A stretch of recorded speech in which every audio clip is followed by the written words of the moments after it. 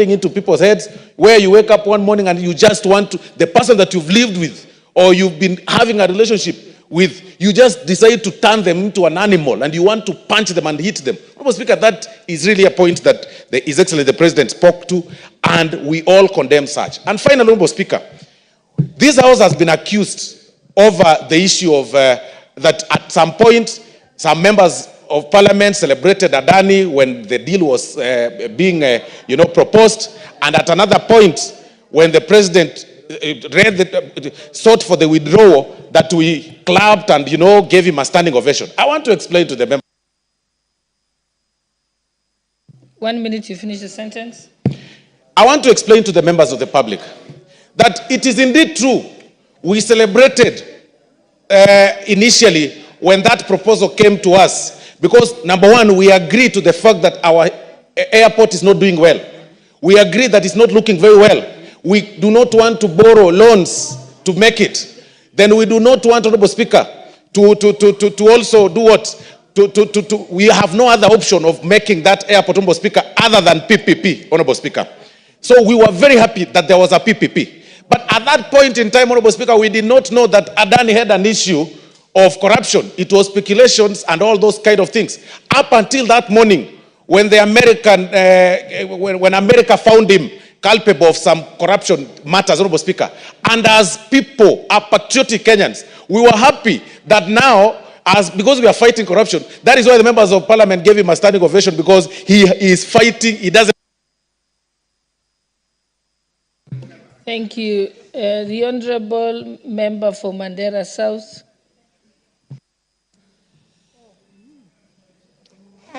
Thank you, Honorable Speaker, for giving me this opportunity to also air my views on the State of the Nation address by the President. The Honorable Osoro, stop shouting across the House.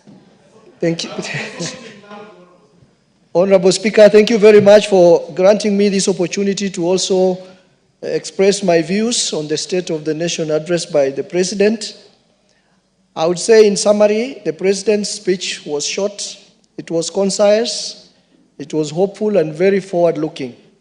Honorable Speaker, I can't agree more with the Majority Whip by saying that the President touched on key issues affecting Kenyans. Honorable Speaker, the President talked at length about the state of the food security in the country, and he had very good news for particularly the sugar farmers when he told the nation that out of the 17 sugar industries we have in the country, they are all now functional, up and running, and that for the first time since independence, we've had surplus of sugar production in this country. Honorable Speaker, the President also had very good news for the coffee farmers when he expressed the fact that now coffee farmers are enjoying good prices. Honorable Speaker, the President also talked about health, and he elucidated at length about SHIF and SHA, and he particularly drew a clear difference why Taifa Care under SHA is more superior than the former NHIF. Honorable Speaker, the President also addressed the question around education, and he particularly touched about the teacher crisis and how the country and the government is going about addressing the question of teacher crisis. He addressed the question of CBC and also addressed the question of the crisis in our universities now, when we have strike by lecturers and most of the students from universities are languishing at home without going to university. The President also addressed and condemned the question around disappearances and illegal arrests, and he termed it as a threat to life to Kenyans. The President also talked about wastage and corruption, and you can remember we had a standing ovation for the President when he particularly talked about the Adani deals and the fact that the JKI expansion work and the Ketraco power line expansions were both suspended or cancelled. Honorable Speaker, two things that I wish the President had addressed in his speech, which he did not. When the President talked about food security, and he really had good news for the sugar farmers and the coffee farmers, I wish the President also addressed about the state of the livestock farmers in this country. Livestock industry is an industry which is supporting about 10 million Kenyans in 14 ASAL counties. It contributes 12% to the GDP, and it contributes to 50% of the agriculture labor force. It is an industry which is affected by droughts and conflicts, and I wish the President addressed the state of the livestock industry in relation to the food security component that he addressed in his, and perhaps going forward, whenever we address the question on food security and agriculture, I think we should always make effort to address the question of livestock component of the agriculture sector. Honorable Speaker, I also wish when the President talked about enforced disappearances, the impression was that those people who've disappeared are only those ones who are missing after the demonstrations.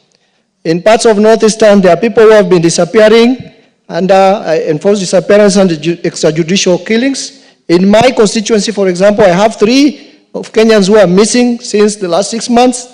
Hassan Mali of ID number 26881584. Adan Mali of ID number 35332269. Abdi Ali Abdullahi of ID number 23490434 are all my constituents who have been missing since the last 6 months. And I wish the President address the question of disappearances in Northeastern, not just the enforced disappearance after the demonstrations in this country. Thank you, Honorable Speaker, for the opportunity. Thank you. The Honorable Member for Narok, Honorable Tonke. Thank you, Madam Speaker, for giving me this opportunity to contribute to the Honorable His Excellency the President's speech. Madam Speaker, the speech of the President was very good, and we are very happy because as Kenyans, most of the issues that are facing Kenyans were addressed. Madam Speaker, when you look at the issue of gender-based violence, and you remember, Madam Speaker, you are one of the leaders who visited the President the previous day before he came to address the nation. Madam Speaker, the issue of gender-based violence is on the rise, and every day we wake up to killing of women by men. And Madam Speaker, it's unfortunate that those people who are killing us are the people that we expect to give us leisure, and even us to contribute to leisure to them, and that they enjoy the company of women. But it's unfortunate, Madam Speaker, that women are dying in the hands of the men that the women have entrusted to their lives. But Madam Speaker, the President committed, even on the previous day, that they are going to address this issue, and he addressed it that, Madam Speaker, as we requested him, that he should give women the gender-based desk should be taken to the hospital so that women can be addressed there. So that when a woman is taken to the hospital, for example, Madam Speaker, then the women should be given the P3 there, and the police should address that issue in the hospitals, Madam Speaker.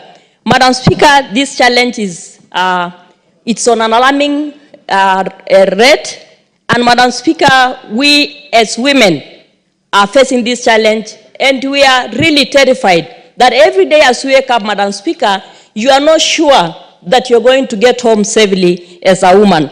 Madam Speaker, when you look at the issue of the 3 women who were killed the other day in Isli, a mother and 3 daughters losing their lives, Madam Speaker, this is really scary. And therefore, Madam Speaker, is an issue that we are not going to stand as women.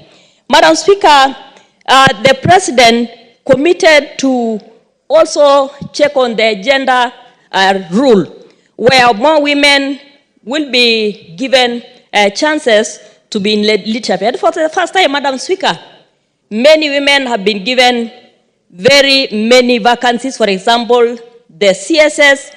In history, Madam Speaker, this is the first time that in the Kenya Kwanza government, the President has given us, as women, equal representation.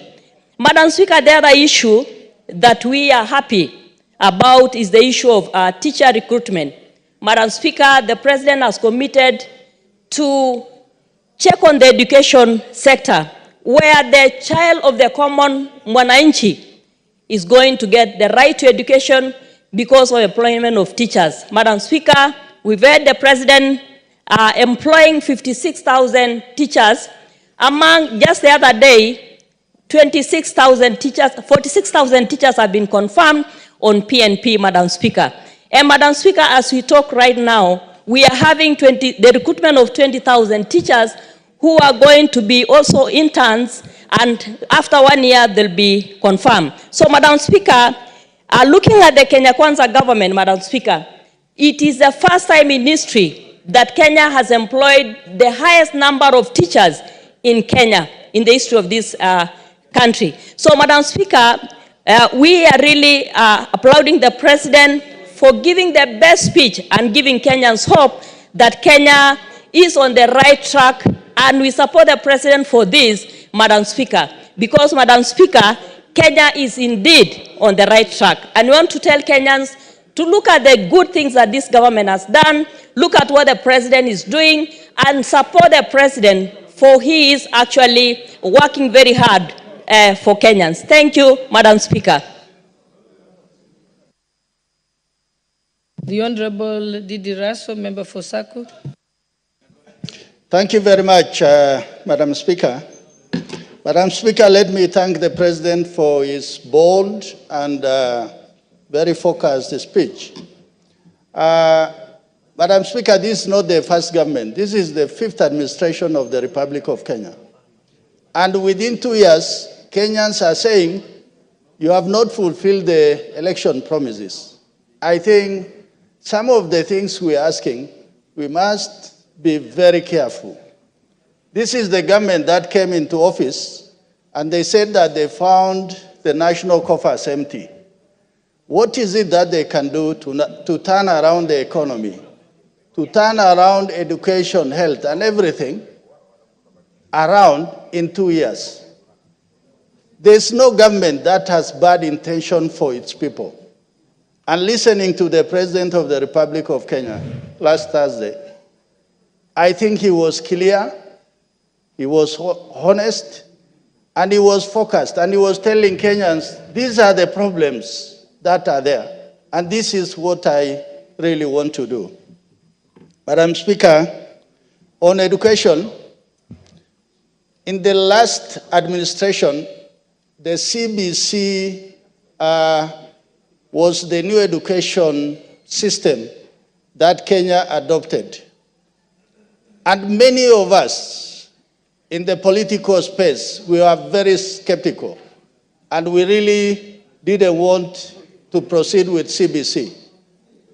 But this administration, under President William Ruto, said, if Kenyans find CBC is a good system, that it is a foundational education that tends to look at skills development at very young age, then let it be.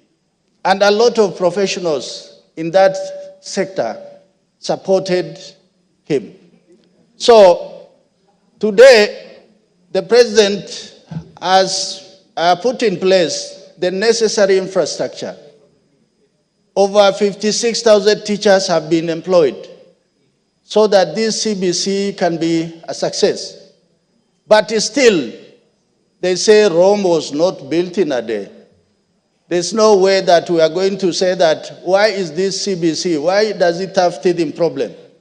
As Kenyans, we must begin to accept that there is no seamless system when you run a country. Secondly, Madam Speaker, is the issue of health. They say health is wealth. And when a country invests in health, then it simply means you are looking after your people. The health system in the UK, among the oldest in the world, it is still having a lot of problems. Yet, we have founded our own just 1 year down the line, and we are saying it is not working. It cannot just work on the spur of the moment. We must invest in it. We must have the necessary human capital invested, and we must also have that system which is able to move things around so that this health system works for the people. Madam Speaker, when we look at the health system, and Honorable Osoro talked about a single example of a Kenyan who feels that indeed this thing works. Madam Speaker, we are asking ourselves, why are people fighting this system? And we find that corruption and interested parties who have invested money in hospitals, in the health system, and few are benefiting from what should be a universal thing that all Kenyans should actually benefit from. Madam Speaker, I want to talk about security. In the northeastern, North Rift, the guns are silent. It is the stellar performance of this government. If many will not talk about it, few of us will talk about it. Because today our people are not killing each other. Rustling has gone down. This has happened as a result of investment by this government. Having new sub-counties, sub-locations, so that they improve the administrative footprint of this government. And in 1 minute.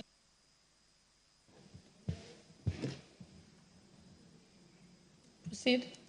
Madam Speaker, I really want to thank the President for the sub-county of Irret that belongs to the people of the Dasanaj. The few among the many minorities in this country who live on the border of Kenya and Ethiopia along the shores of River Omo and Lake Turkana, they have been given a sub-county. This is how focused, how this government looks at the faith and how minorities must be brought into the center of governance. Madam Speaker, with those few remarks, I thank you. Thank you. The Honorable Member for Sirisia. I know you had stayed quite late yesterday. Thank you very much, Honorable Speaker, for giving me a chance also to contribute on this state of the nation that was presented by His Excellency the President. The President, Honorable Speaker, spoke and touched to very many issues that affect the country, Honorable Speaker. Many people, many Kenyans, Honorable Speaker, had not understood our President, but they are now coming to understand him. The President touched on employment of the young people in this country, Honorable Speaker, which is going on. Last month, or I don't know, this month we saw our people doing interviews to go to the diaspora to work, and many of them have been recruited. And he used to say that, but people were not sure. No Kenyans to believe is another problem. Madam Speaker, this government is working under the leadership of President William Ruto. And what we should do as Kenyans, Honorable Speaker, is to support our President. He's trying. He took over the country when the economy had gone down. With the loans, Kenya had reached the ceiling. But, Honorable Speaker, the country is paying debts and is making sure that every sector, every department, every ministry, civil servants are getting salary, which is really working very hard to make sure that everything is on. and is a president who is hands-on on his job. Honorable Speaker, Kenyans were shocked have been shocked for 2 occasions. First, when the Gen Z came, they wanted the president to sack all his cabinet, which he did. The president listens to the citizens, to the people of Kenya. Honorable Speaker, the finance bill, where we struggled in this House, Honorable Speaker, to make sure that it passes. And when we reached State House, the president said, no, I'm not ascending on it because Kenyan people does not like it. The attorney issue on that day in this House, Honorable Speaker, all of us were shocked.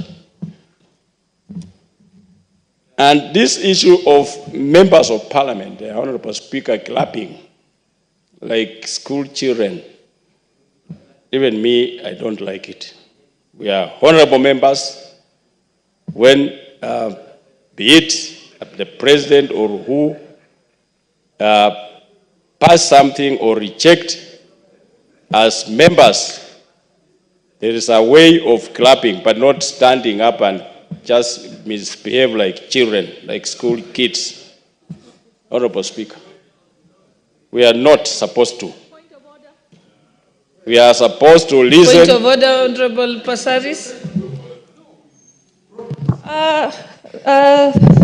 Madam Speaker, I think I would like the member to withdraw misbehave like school children. Our school children do not behave badly.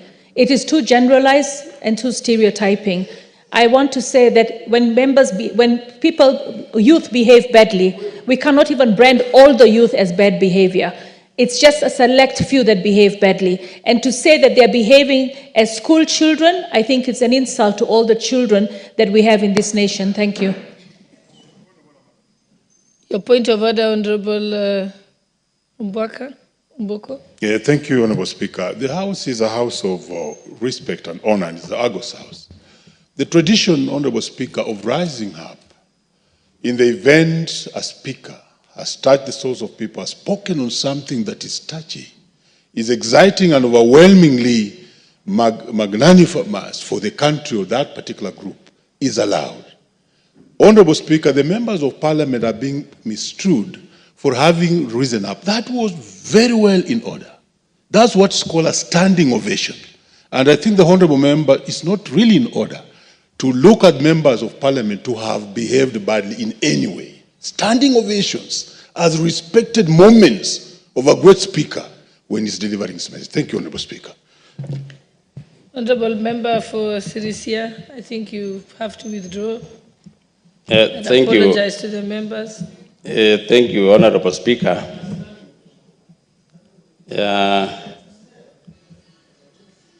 It is us. I know it is a house of... No, I've just asked you to, are you withdrawing or declining to withdraw?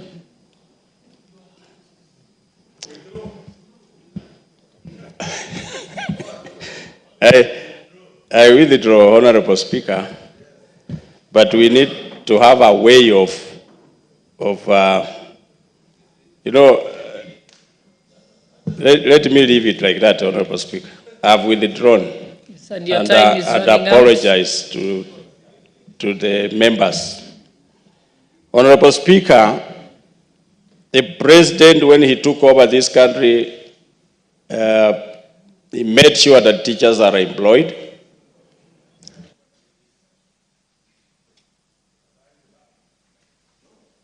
You can have half a minute to finish your sentence.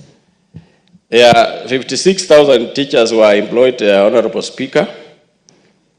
And also, it is for the first time Kenya wanting to export sugar to the other countries outside Kenya, Honorable Speaker. That is to show that our president is really working very hard to make sure that the collapsed factories are revived, and 17 of them are being revived, and we are happy with the work of the President, Honorable Speaker. Thank you. Us as a country and leaders of this country, Madam Speaker, we should support the government of William Ruto. We should support William Ruto as our president so that he continues building this country. Madam Speaker. You have finished your minute. Thank you. The Honorable Member for Dagoretti South, Honorable John Waweru. Honorable Speaker, I thank you. And I need to make my contribution for the speech that was made by the President, the State of the Nation address. And to my mind, this was a very well-prepared speech and very well delivered. Madam Speaker, if this speech would be captured in one statement, it would be the analogy that the President used. The President, he himself said he is a farmer. And he said to us that if you're a farmer and you plant a seed, it would be very foolhardy of anybody to keep digging up the seed to see if it is germinating.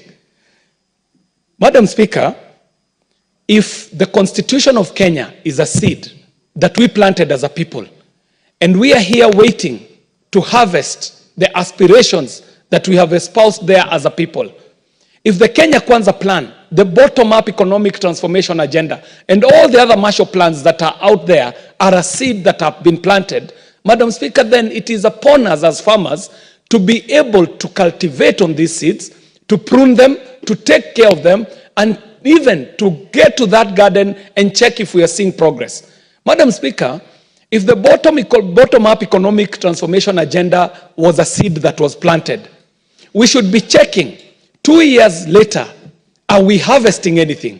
And Madam Speaker, from the President's speech, it is clear that there are parameters that are telling us that we are in the right direction, Madam Speaker. We are on a direction of recovery. The President enumerated some of the successes that we are all seeing, Madam Speaker. That if it is the price of fuel, Madam Speaker, it has been consistently been going down month by month. If it is the cost of living, the price of unga is not where it was in 2022. And the President told us that if we were to put it in a word, it would be what the Swahili said, that ukiona vielea, ujue vimeundwa. That it took a change of policy, shifting from subsidizing consumption to subsidizing production. And that is what has led to the reduction of the cost of living, especially the cost of basic goods like unga. Madam Speaker, the inflation in this country, from a high of 9% to now to a low of 2.6%. The last time we were at an inflation rate lower than 3% is more than 17 years ago, Madam Speaker. So the point I'm making here is that yes, there are plans that have been put out there. Yes, there has been implementation going out. And yes, there has been results, Madam Speaker. Madam Speaker, from the speech, the President is telling us that the situation is not business as usual. The situation calls for agility. It is calling for innovation. It is also calling for responsiveness, Madam Speaker. And that is why the President says that he is listening. And this House is also listening. And leaders are now being forced to listen, Madam Speaker, to hear what it is that the people are saying. Even as we become agile, Madam Speaker, as we become innovative, even as we become responsive, we also have to place responsibility where it has to be placed. Madam Speaker, it was in the President's speech that he spoke about the plans in the sector that the committee that I chair superintends on, the sector of the ICT and the digital economy. The President talked about rolling out 100 kilometers of fiber, about the Wi-Fi hotspots, about the digitization of government services, and even about the institution of digital innovation hubs, Madam Speaker. And for this to happen, Madam Speaker, it will not be just the work of the executive. It will take the cabinet to move on with him. The members of Parliament have to also take their role, Madam Speaker, especially in the installation of digital innovation hubs, Madam Speaker. Madam Speaker, even the ministries themselves, the agencies, will have to be way more agile. They will have to do that which the President is calling for us to do, to be innovative in the approach, to be responsive, Madam Speaker, so that we take this farm that we call Kenya as farmers, as the president drew that picture, and see that we have planted a seed that we all must take care of, that we all must prune if we shall harvest the fruits that are espoused in the national anthem that say plenty be found within our borders. Madam Speaker, it was a great speech. It is for us to now implement it. Thank you very much. The Honorable Janet Sitiene, member for Turbo.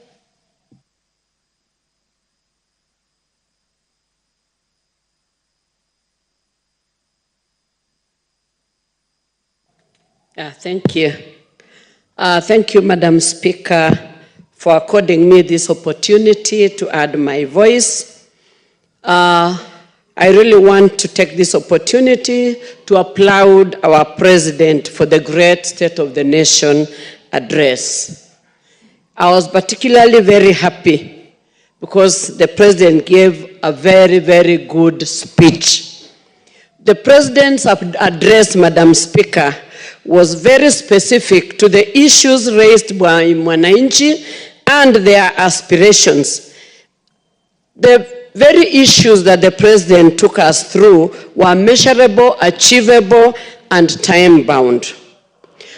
The President, Madam Speaker, started by recognizing the issues raised by Mwananchi or the people of Kenya, which was a very good indicator that the President is alive to the issues bedeviling our nation. And that really made me very happy about our President. It also indicated or showed us that our President is a listening President. That is why he started by mentioning the issues bedeviling our people. He went ahead to give the progress and what plans he had to take this country forward. And Madam Speaker, I'm really happy that the progress he gave through affordable housing, there is enhanced food security in this country. And that is why, Madam Speaker, you may realize that for a while there has not been indication of need for food relief or distribution of food relief in this country because of affordable fertilizer and the favorable weather that the Lord blessed us with. So there was enhanced food security. Madam Speaker, the President also mentioned something that really excited me about improvement in the sugar sector. And he mentioned that we are already self-sufficient in terms of sugar production. And therefore, we don't need to import sugar anymore. We have sufficient sugar for our nation, and we are going to have more to export. And that really made me very happy because previously we have been importing sugar, and that is why we had a menace of contaminated sugar, which led to a lot of cancer to our people in this country. So the fact that we are going to be self-sufficient in sugar, it is going to improve our economy, it's going to help our people have money in their pockets or the farmers, and that is something very good. Madam Speaker, the President also mentioned something on the economic growth, that we are on an upward trajectory, and he also said that he had put measures in place to increase the tax base, which is going to improve revenue collection in this country, and it is going to continue improving our economy. We are really happy about the President's address. He was able to mention about the declining inflation, whereby it has moved to 2.7 from 9.6 in 2022, which is a very positive trajectory in this country. Even the dollar now has gone down and has made the commodity prices go down. So we really want to thank the President because he has listened and he has put measures in place that is going to improve our country going forward.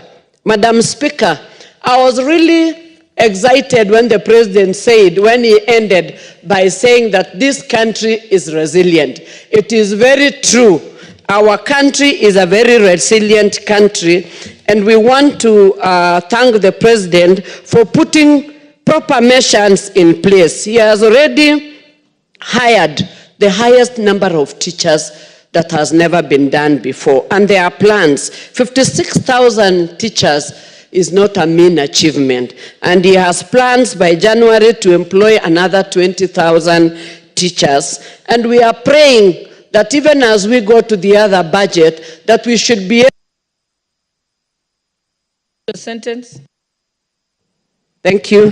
Thank you, Madam Speaker. As I complete, I was saying that we are praying that in the next budget, the president should be able to employ another the remaining teachers who have already graduated, because we have quite a number of teachers who still are not employed, and that will bring back our education into the mark that we were before. So, Madam Speaker, I want to thank you for giving me this opportunity, and to thank our president for really putting a lot of work into this. That speech was wonderful. It has given hope to the people. We were on the ground, and people are very happy about it because they can see hope. Through the share, the universal health care, people are positive about it now. They have understood what it means. Honorable Member, if I give you 1 minute to finish your sentence, you can't now start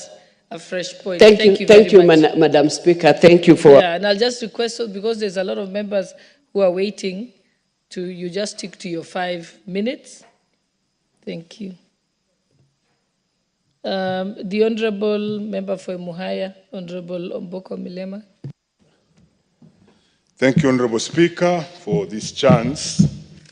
Honorable Speaker, when a president of a nation who, that particular nation has been facing a number of challenges, and there's been a lot of speaking in the social media, challenges that were varied from including the CBC, which was a new model, the teacher hiring, university new model as a new challenge, the issue of PPPs manifested in Adani, unemployment, which is manifested in many youths who don't have work, and the promissory notes given by government to actually have these jobs outside the country.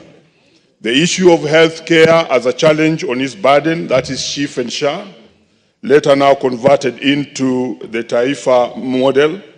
The cost of living having been very high, and the prices of food going with the basic item identified with food in Kenya, which is the gorogoro, rising from over 100 to 250.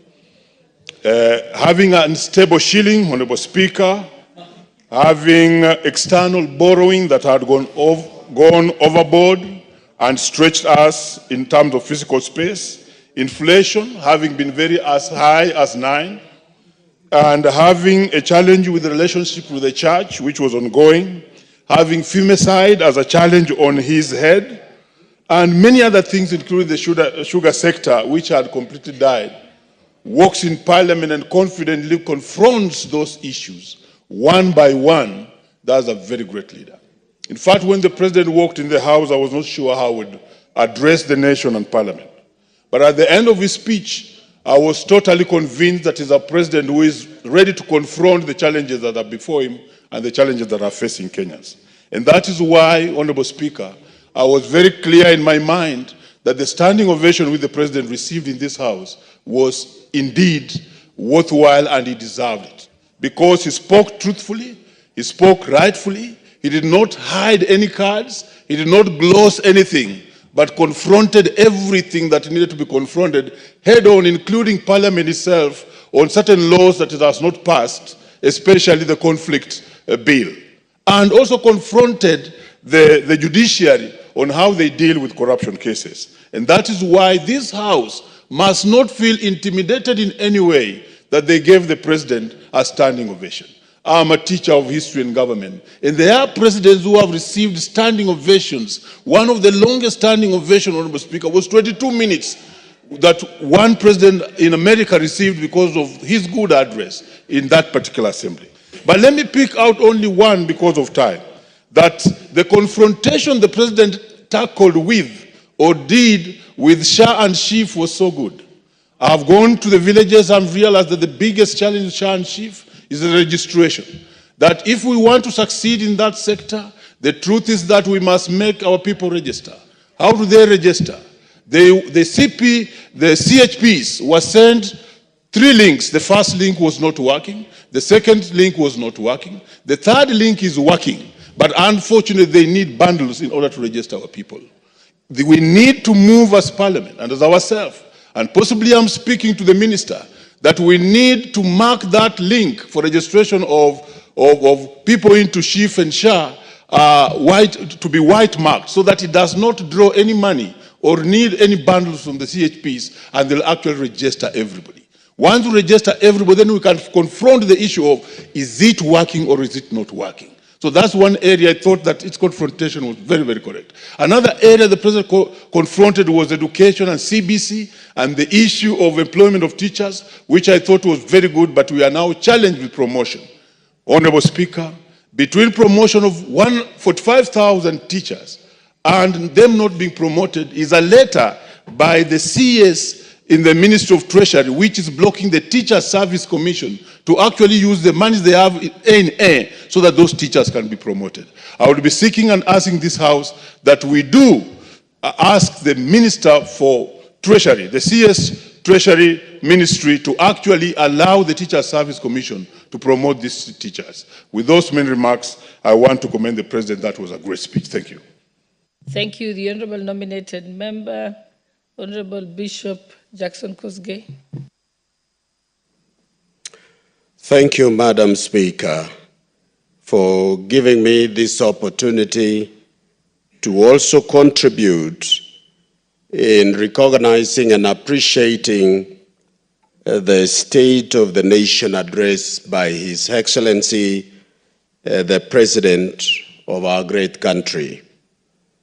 Allow me, Madam Speaker, to quote from one of the scholars about regimes and systems that rules and ruled the world. There is a university, a lecturer in one of the Indian universities, Krishna Udaya Sankar. He said about empires, quote, "No empire lasts forever. No dynasty continues unbroken. Someday, you and I will be mere legends. All that matters is whether we did what we could with the life that was given to us," end of quote. It was a speech of leadership with due care and attention, Madam Speaker. The President was honest, the President was candid, the President was focused, and the President was relevant. He has been described, both us in this country, in this speech, and internationally. I listened to some of the comments made by the other countries, and they said he appeared and demonstrated as a listening president on the following areas, which was very clear in his comments about health, about food security, about education, about security, and about economy. Madam Speaker, it provoked the thinking. Mr. Speaker, sorry, sorry for that. Mr. Speaker, when I listened to the President and the reactions that we had, and listening in the light of where we have come from in the history of this country since independence, for a country to progress and for us to benefit from every leadership that comes to us, I wish to appeal to all of us as a country and people of this nation that what will make us benefit from this country, Mr. Speaker, is what has been described by historians as solidarity of purpose. That we must be proud to stand by our shared values and interests as a people, so that every opportunity given to us, we will be able to use it to advance ourselves. We should also have a national pride. Let us be proud of our country, love our nation, and make sure that each one of us plays their role as we serve this nation. Let every one of us play their role. Do the best you can so that we can pull together our country towards prosperity and a promise for future generations. In conclusion, Mr. Speaker, on matters that was raised by the President, on health, for example, and education and security, I wish to also comment on what our ladies, women have faced in this country recently. What surprises is that some of the people who attack our women are people known to them. So it is a question of moral values. And I appeal that all social connection institutions should be able to do their best in influencing the character and moral shaping of our society. With that, Mr. Speaker, I applaud. Very well. The Honorable Paul Murigi, Igembe South. Thank you very much, Mr. Speaker. Mr. Speaker, Kenya is our motherland, and we do not have any other country to call home. I commend His Excellency the President for the well-informed speech which he issued here on Thursday, Mr. Speaker. Mr. Speaker, this nation, the time this government assumed office, we were not on the right trajectory. But His Excellency the President set it clear the achievement which we have achieved up to now, Mr. Speaker. Mr. Speaker, a president has reformed agriculture sector, Mr. Speaker, whereby he took initiative to subsidize the input, since the previous government, Mr. Speaker, subsidized the consumable goods, Mr. Speaker. And through subsidizing, Mr. Speaker, the input, the prices of fertilizer, Mr. Speaker, which was 7,000, dropped to 2,500, Mr. Speaker. And there's so many farmers, Mr. Speaker, produce a lot of food, Mr. Speaker, which His Excellency the President on Thursday in this House told us that in our NCPB, we have more than 47 million bags, Mr. Speaker, which are already there, meaning that this country, Mr. Speaker, is going to be a food secure country, whereby the importation, which we have experienced, Mr. Speaker, in past years, where this nation has been importing maize, Mr. Speaker, we are almost there. We are almost a sufficient food authority nation, Mr. Speaker. Secondly, Mr. Speaker, His Excellency the President talked about a revival of the sugar factories, Mr. Speaker. 17 factories, Mr. Speaker, are already operational. And now, Mr. Speaker, Kenya is sugar secure or sugar sufficient, Mr. Speaker, whereby he informed us, Mr. Speaker, we are now on our way to export our sugar to other nations, Mr. Speaker, meaning that the money which was being used to import sugar, Mr. Speaker, will be utilized somewhere else. And also the dollar, Mr. Speaker, which we lacked, Mr. Speaker, when we were importing this sugar, Mr. Speaker, the economy of this nation is going to improve immensely, Mr. Speaker, since we will be exporting sugar, Mr. Speaker. It should be noted that also the employment of our young people, Mr. Speaker, many of them have been absorbed in these 17 factories, Mr. Speaker, and the upcoming 3 factories, Mr. Speaker, also will see many youths get employment in these factories, Mr. Speaker. Meaning that His Excellency the President and thought well about this nation, Mr. Speaker. Since as a father of this nation, you must think how this nation would grow and put to an end the complaints of the citizens, Mr. Speaker. Honorable Speaker, His Excellency the President elaborated on the health care reforms, Mr. Speaker.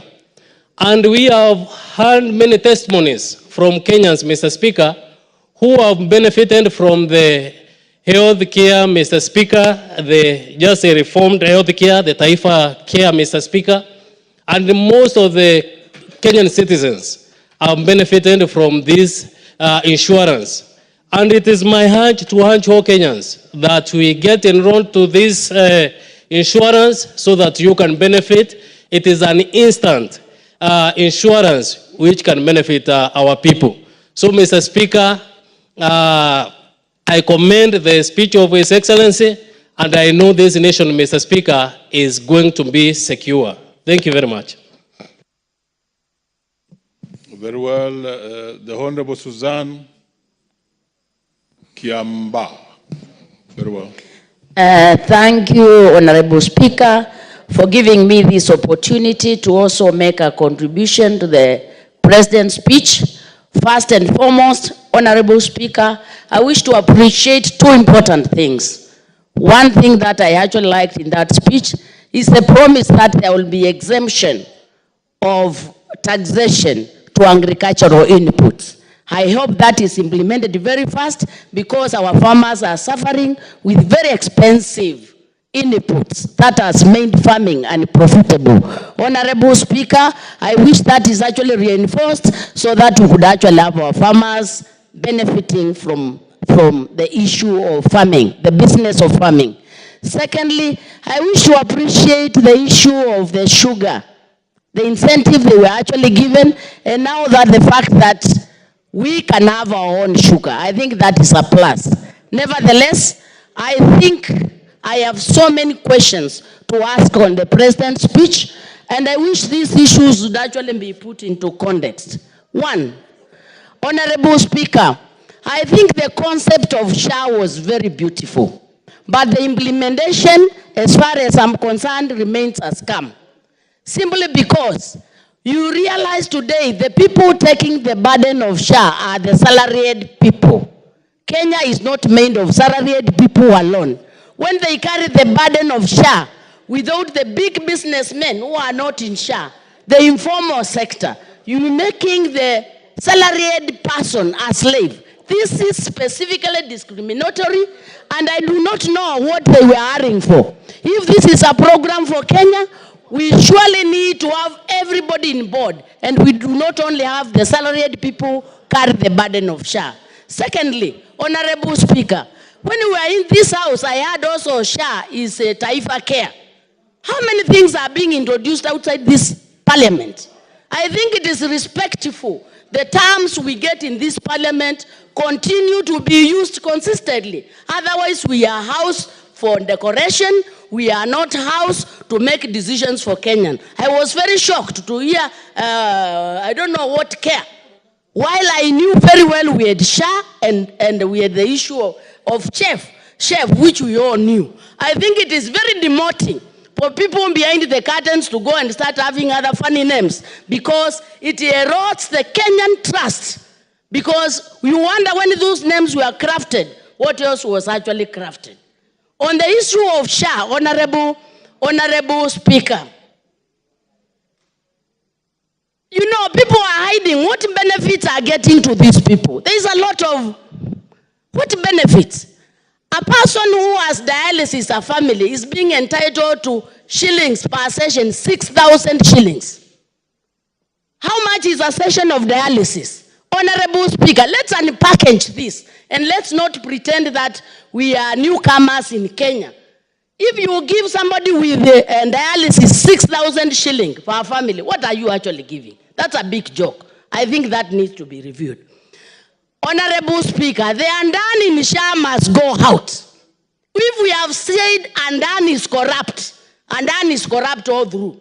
We cannot have an element of Andani in SHA and it's being covered up to think like we don't have Andani. We need Andani out of SHA, Honorable Speaker.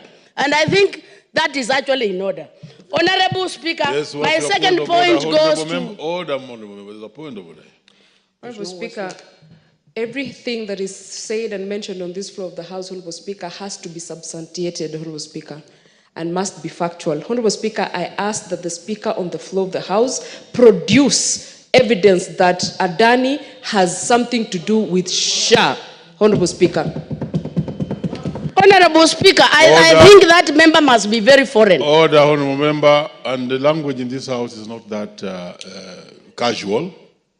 This is a House of Order, House of Rules. Members risen from his place and ask that you substantiate the issue of the relationship between Andani and SHA. Proceed or withdraw.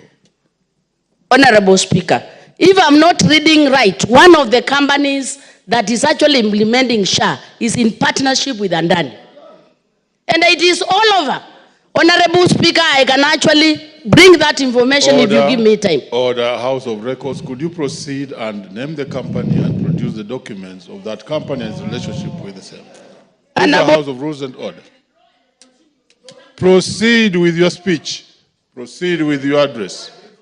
Honorable Speaker, I can see everybody's in arms because this House has decided that any other voice should not actually be heard. But Honorable Speaker, protect me. My second point, Honorable Speaker, nobody is against public-private partnership. And when we say we accuse Andani and the Kenyans rejected the issue of Andani, it is not issue of rejecting public-private partnership. Add the 100 minute. Yes, her time was taken away. 1 minute. Honorable Speaker, I need my God. Honorable Speaker, I think, Honorable Speaker, the issue of governance. I think the President talked about this. But recently, when we had what we are calling the broad-based government, what we are witnessing is a case where the opposition has joined the government. I can say practically in this House, we don't have a functional opposition because everything is becoming yes, yes, yes, yes. And I don't think Kenyans are getting what they should get out of the parliament. This is reducing the democratic space that the Kenyans have actually worked so hard to develop. Honorable Speaker. We can't block up. Yes, what's your point of order, Honorable Member?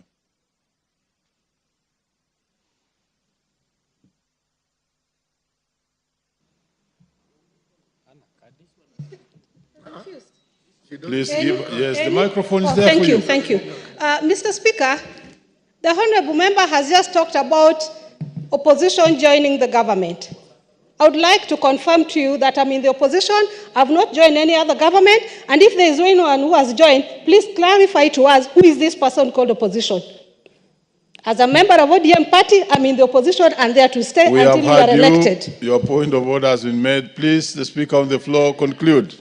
I've not mentioned anybody. I'm giving my opinion on what I see in the floor of the House. I'm giving my opinion of what I see in the floor of House, where the opposition leader fully supports the government and actually even speaks more than the proposer of the motion from the government side.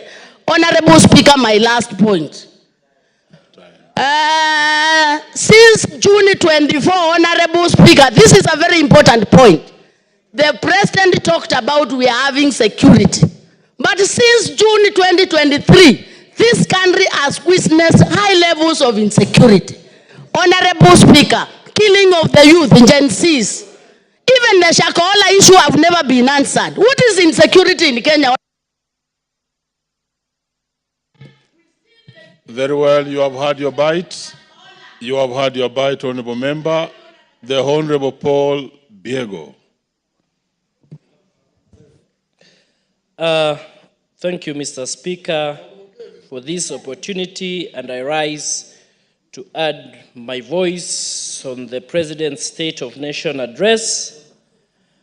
And as he gave his scorecard for the 2 years, he was very clear, and most importantly, he sold hope to the great people of Kenya. What struck me most, Mr. Speaker, is when he pointed out and demonstrated how KWS has increased their revenue from 5.3 billion to 7.6 billion by strengthening and tightening their procurement processes, which cut on wastages by digitalizing their systems.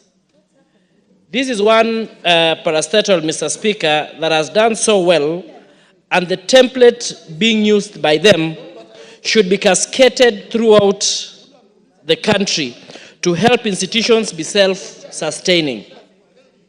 Mr. Speaker, he also mentioned so many gains, amongst them the shilling stabilization, which appreciated from Kenyan shillings 162 to the dollar, which is today at 129, reflecting a positive turnaround and upward trajectory to the economy.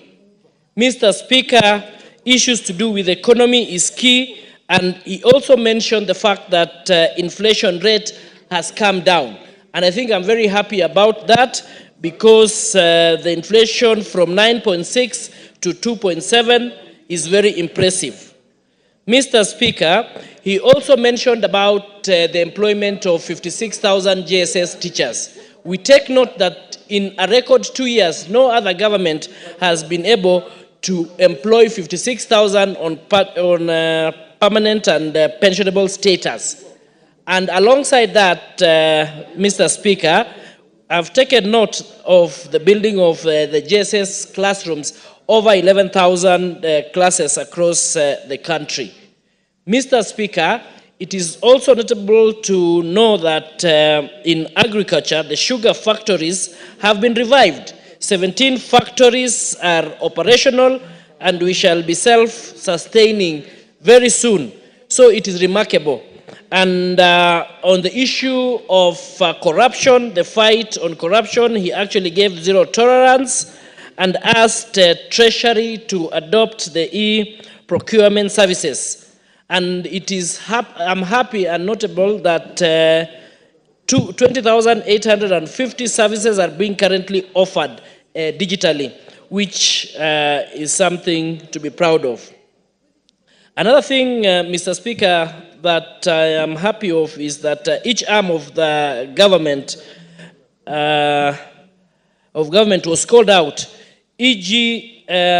this House, Parliament, on the issue of conflict of interest bill, and the judiciary on the issues of delayed cases. I'll also take note about the SHA, SHIV, and the Taifa Care Health Care Services, and I call upon Kenyans that it is a new product which I see and believe that it is going to be very good. Let's give it some time. And as many members have said, and as he also said, is that it is very important for us to tell our people to register themselves so that they can enjoy using these services.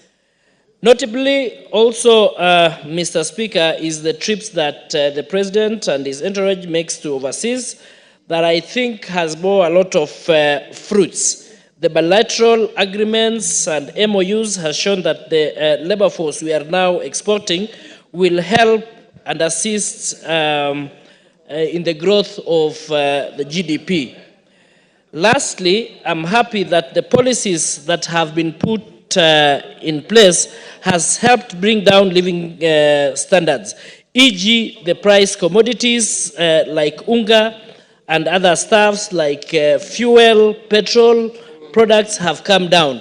And I'm happy that this country is now on a positive trajectory. Thank you. The Honorable Dick Maungu.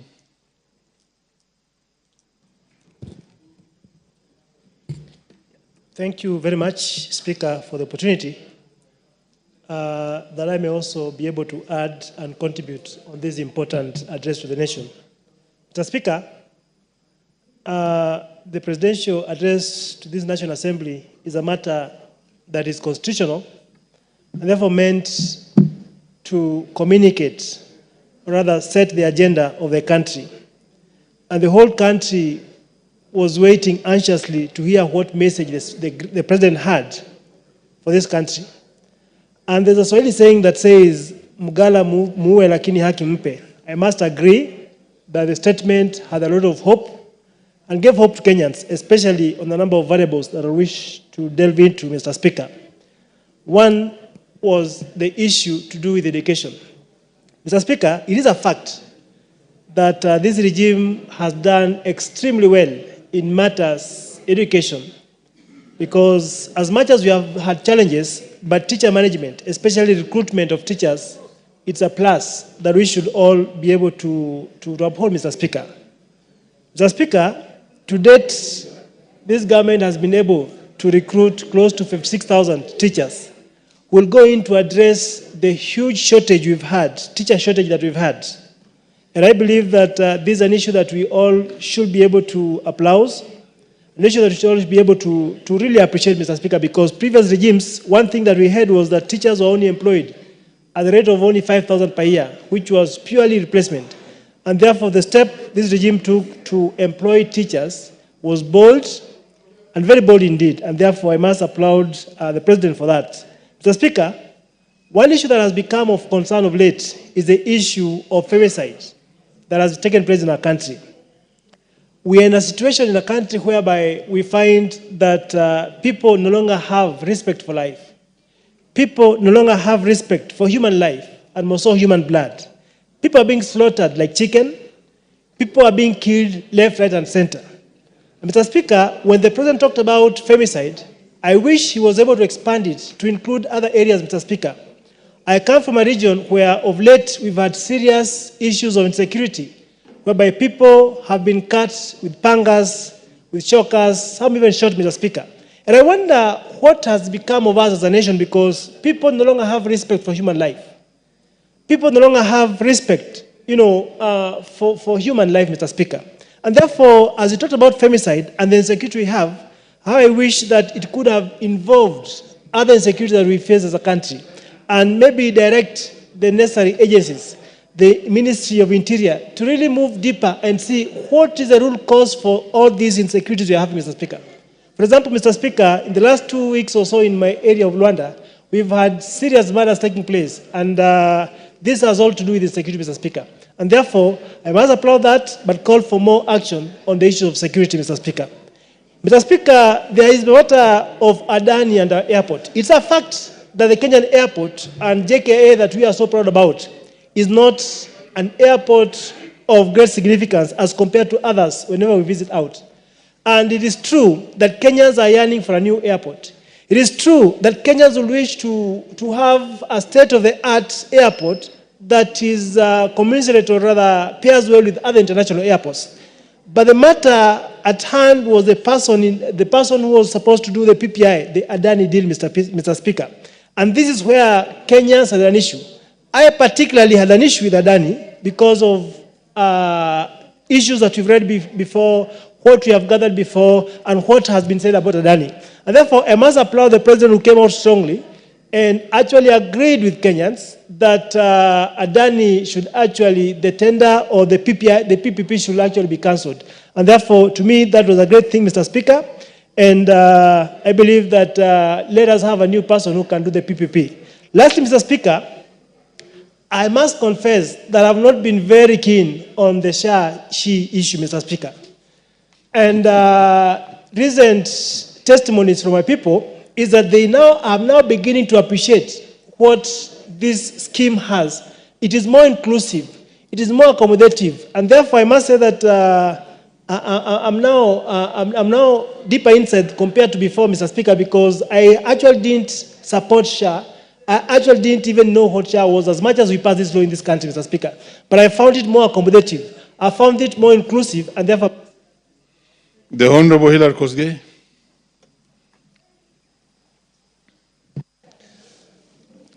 Thank you, Mr. Speaker, for giving me this opportunity to record my thanks to the President's speech on the state of the nation. Mr. Speaker, it is important to know where we came from as a country, Mr. Speaker. When the President took over this country, everything was collapsing. The economy was on its knees, agriculture was on its knees, every other sector was collapsing, Mr. Speaker. And what the President did was first of all to revive the economy, so much so that, as according to his speech, Mr. Speaker, and which is a fact, even the dollar reserves have risen from $2.4 billion to $9.4 billion. The inflation has come down from 8.7 to 2.7, Mr. Speaker. And generally, the economy is in good footing. Mr. Speaker, the task this President is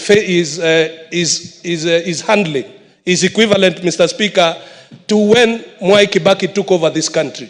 When he called upon Kenyans to lipe ushuru, tujitegemee, and coalesce the country, rallying the country around Vision 2030, Mr. Speaker. Mr. Speaker, this President has laid the foundation.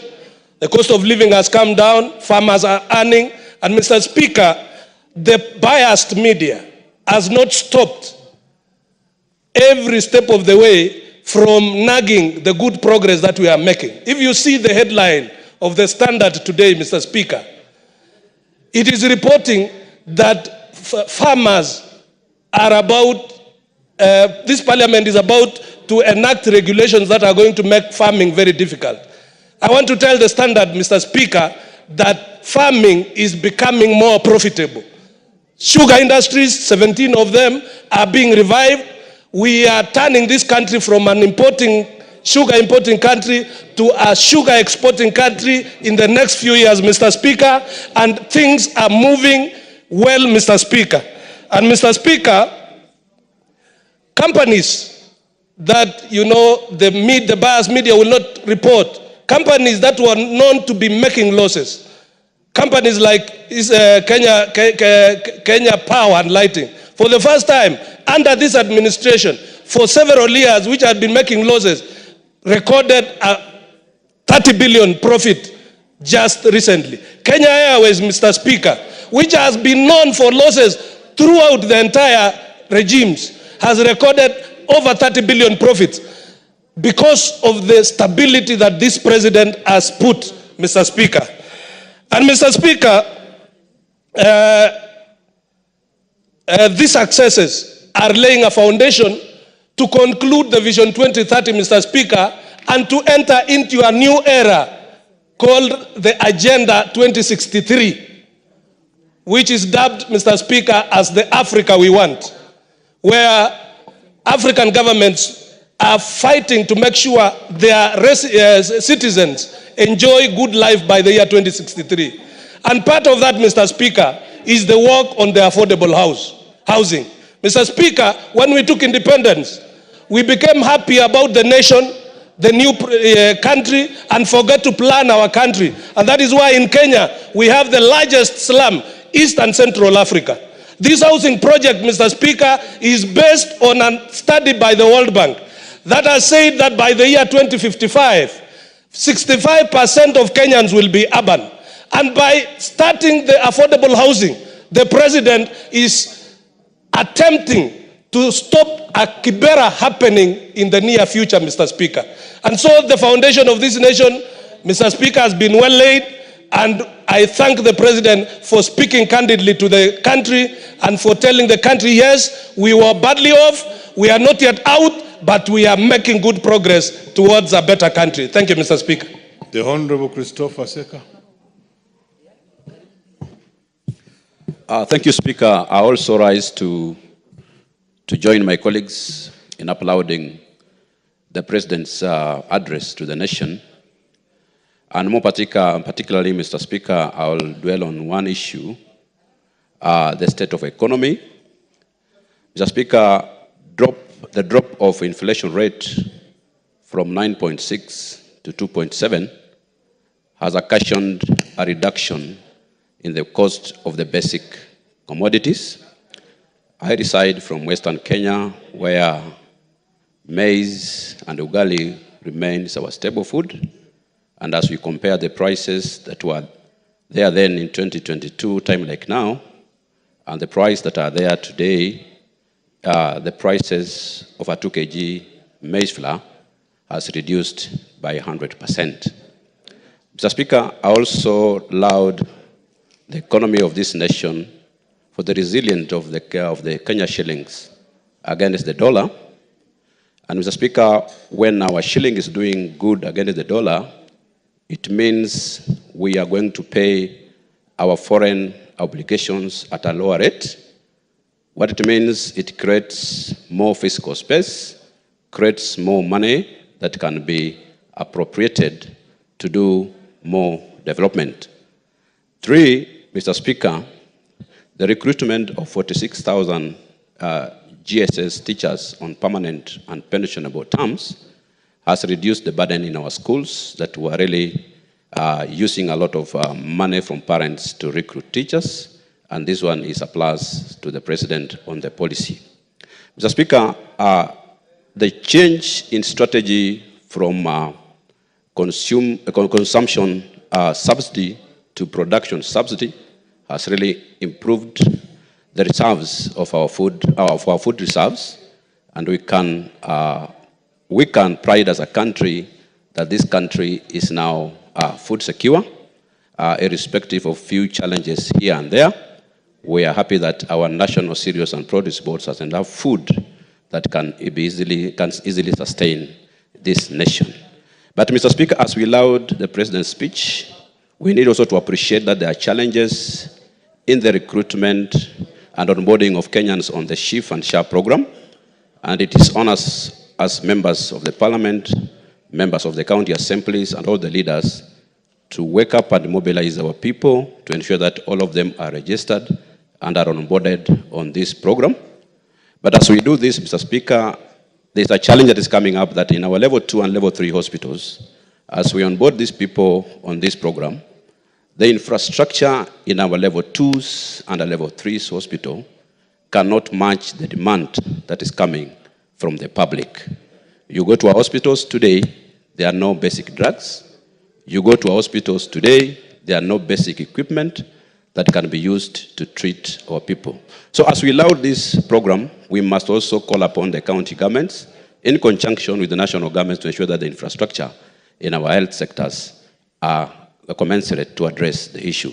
Mr. Speaker, also, farmers have really harvested enough maize, and as we laud the food security that we are now enjoying in this country, the price of this maize, like a 90 kg bag of maize, Mr. Speaker, if we sell that maize at 3,000 shillings, and looking at the inputs that we are putting in, Mr. Speaker, farmers, many of them will go at a loss.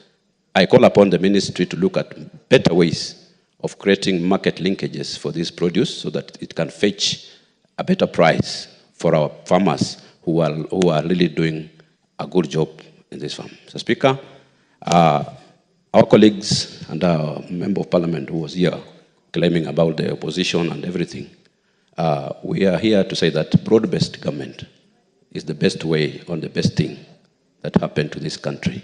And you can even see from the speech of the President, after the broad-based, the speech is acceptable internationally, and I can confirm. Thank you, Speaker. The Honorable Kibet Komingoi of Bureti. Thank you, Mr. Speaker. First, I want to appreciate the President in his speech for having captured very well the mood of the nation and also asking questions having read his speech, the first few chapters of his speech, was actually the posing of questions to be able to see how well we are able to capture the mood of the country.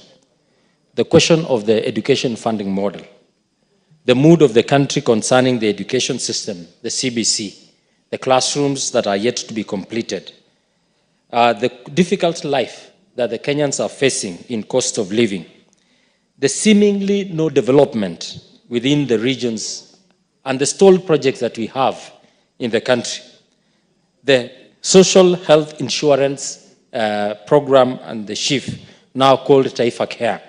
All these questions, as raised by the President in his speech, brought to fore the acknowledgement and the commitment that the nation must continue to encourage itself in its discussion so that we can be able to have meaningful engagement.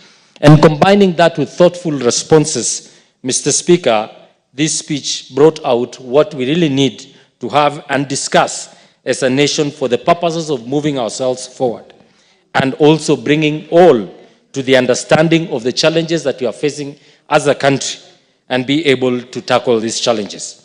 The second aspect, Mr. Speaker, that I would want to raise, which I quite agree with the President, is what we are calling now the broad-based government. The broad-based government is actually the inclusion of all for the purposes of serving all, and that all may be brought on board to secure both this nation in its economic endeavors, the social fabric of this country to be intact, and even the political ideas, not only to be able to agree, not to merge ourselves and be uniform, but to be able to agree and move forward this country for the purposes of all of us benefiting from the programs and the policies of the Kenya Kwanza government. I quite agree with the President that what is good for the nation is also good for each and every section and ethnic community and every region of this country. So therefore, moving forward, we need to harness our efforts and our vision together to be able to build one nation. Mr. Speaker, the question of food security and the stability of our rural economies, we will realize that for us to be able to move our rural economies, we must be able to invest more on agriculture.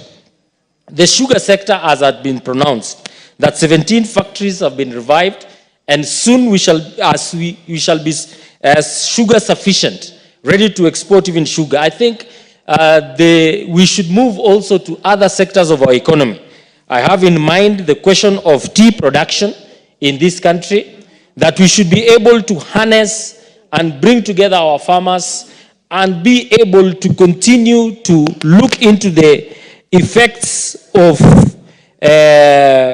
bringing together the agricultural policies to be able to support our farmers, especially in the tea and coffee sector.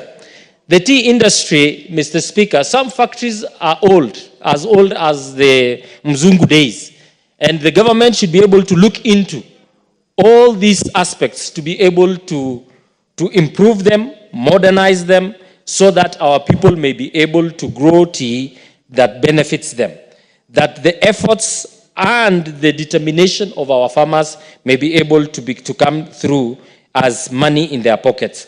Mr. Speaker, especially coming together with coffee, the insecurity that is happening within the coffee regions, especially the theft of coffee, there must be integrated policies on security to our farmers and their produce so that they can be able to secure their products.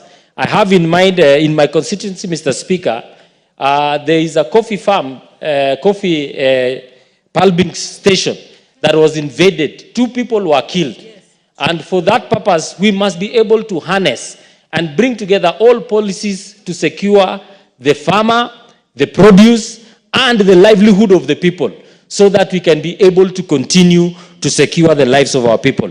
Today, they'll be having a fundraising together for the funeral expenses for this. Very well, the Honorable Gadambi. Thank you very much, Mr. Speaker, for this moment you have granted me so that I can do my contribution in relation with the State of the Nation address by our able President, William Samoei Ruto. Mr. Speaker, let me go direct to the point. The most impressing point for me when the President was addressing the nation is the matters of food security. Because this country had gone a lot of challenges. The whole country, Mr. Speaker. Therefore, when even the President himself, when he took over this government and made sure that there was also decrease in prices of fertilizers, it has really assisted farmers on the ground. Therefore, most of the farmers have confessed for having high production of food in their farms. We are now expecting even the Minister of Agriculture to assist the farmers so that we can get even good pricing for the food and the produce from their farms. Another main point which His Excellency raised in this Parliament, it was the matters to address the job, which is a big issue in relation with the youths in this country. And Mr. Speaker, I found it very encouraging when His Excellency has gone beyond this nation, made a lot of partnerships with different countries, and therefore we have found so many jobs even outside the country. It has also motivated us single constituencies, members of Parliament, because in our respective constituencies, we have had a lot of short courses. We have TVET, where we have really grown a lot of skilled youths. Therefore, we really appreciate the issues of overseas jobs, which His Excellency has led in different countries, and we are now seeing the fruit, because even yesterday, Mr. Speaker, the CS for Labor, Dr. Mutua, was in Nakuru County, and I think majority of people to benefit might be coming from my constituency in Joro, because I had trained so many youths through short courses. And on the point of also creation, so that we can encourage more youths, we really appreciate also the action by His Excellency the President to ensure that we have increment on employment of teachers, because in this country, there was a big baggage that there were so many trade teachers, but employment has been a thorny issue. Therefore, we appreciate the action the President made, that so far we have over 56,000 teachers already employed. And we are also expecting January 2025, the next new year, we are expecting more 20,000 teachers to be employed. I also, on the point of also job creation, in relation as we appreciate the creation of jobs in outside countries, we are also challenging the National Employment Authority to ensure that these poor youths are not also burdened by the employment agencies when it comes to the matters of the Commission.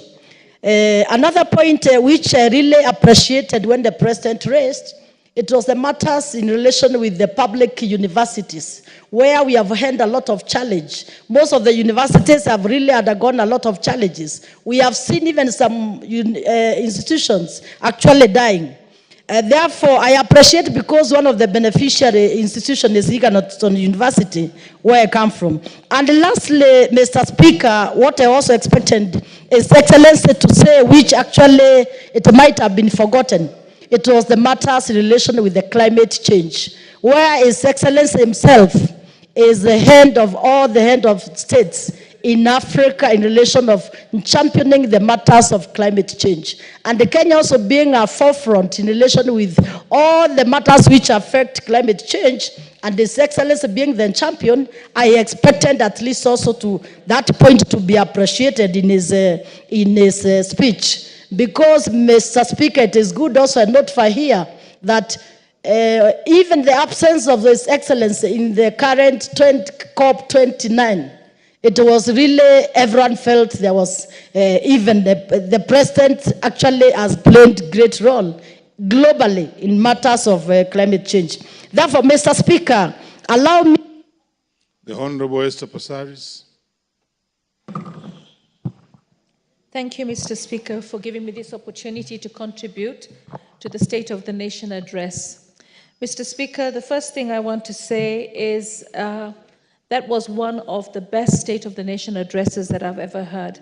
It was real, it was humble, and it was progressive. And it showed the areas in which the President has actually focused and worked hard. And the systems and structures that he's putting in place. We have to understand that the President has been in office only since 2022. And from 2022, I actually have to celebrate and commend him for being a very hard-working, focused president. And so hardworking and focused is he that I am not surprised that him and the Right Honorable Raila Odinga have teamed up to form the broad-based government. The broad-based government does not negate an opposition. Even members of government have been proved to be in opposition. When we come into opposition, it is because we are convicted that something is right and something is wrong. So anyone in this House can choose at any point in their leadership to shift from being opposition or from being government. And we have seen that in this House. That shows the independence of the House and the independence of the members. In 2023, I stood up here and supported the finance bill. Why? Because I was a member of the Housing Committee. And being a member of the Housing Committee, being an elected member for Nairobi County, I know that one of the things that really ails us is housing. Recently, just 2 days ago, it was raining so heavily in Nairobi. And I prayed for everyone that lives in the informal settlements of this city. No one should live in a slum in the capital city of Nairobi. This capital city has been rated as one of the most progressive cities, and yet we have people that live in tin huts, people that can be washed away in the rain. I can't imagine what the children are going through. I can't imagine the noise. I can't imagine the fear that this house will collapse on you. The President has commissioned houses all across the country. In the Housing Committee, we have also commissioned markets everywhere. So it's trade, it's housing, and you know what?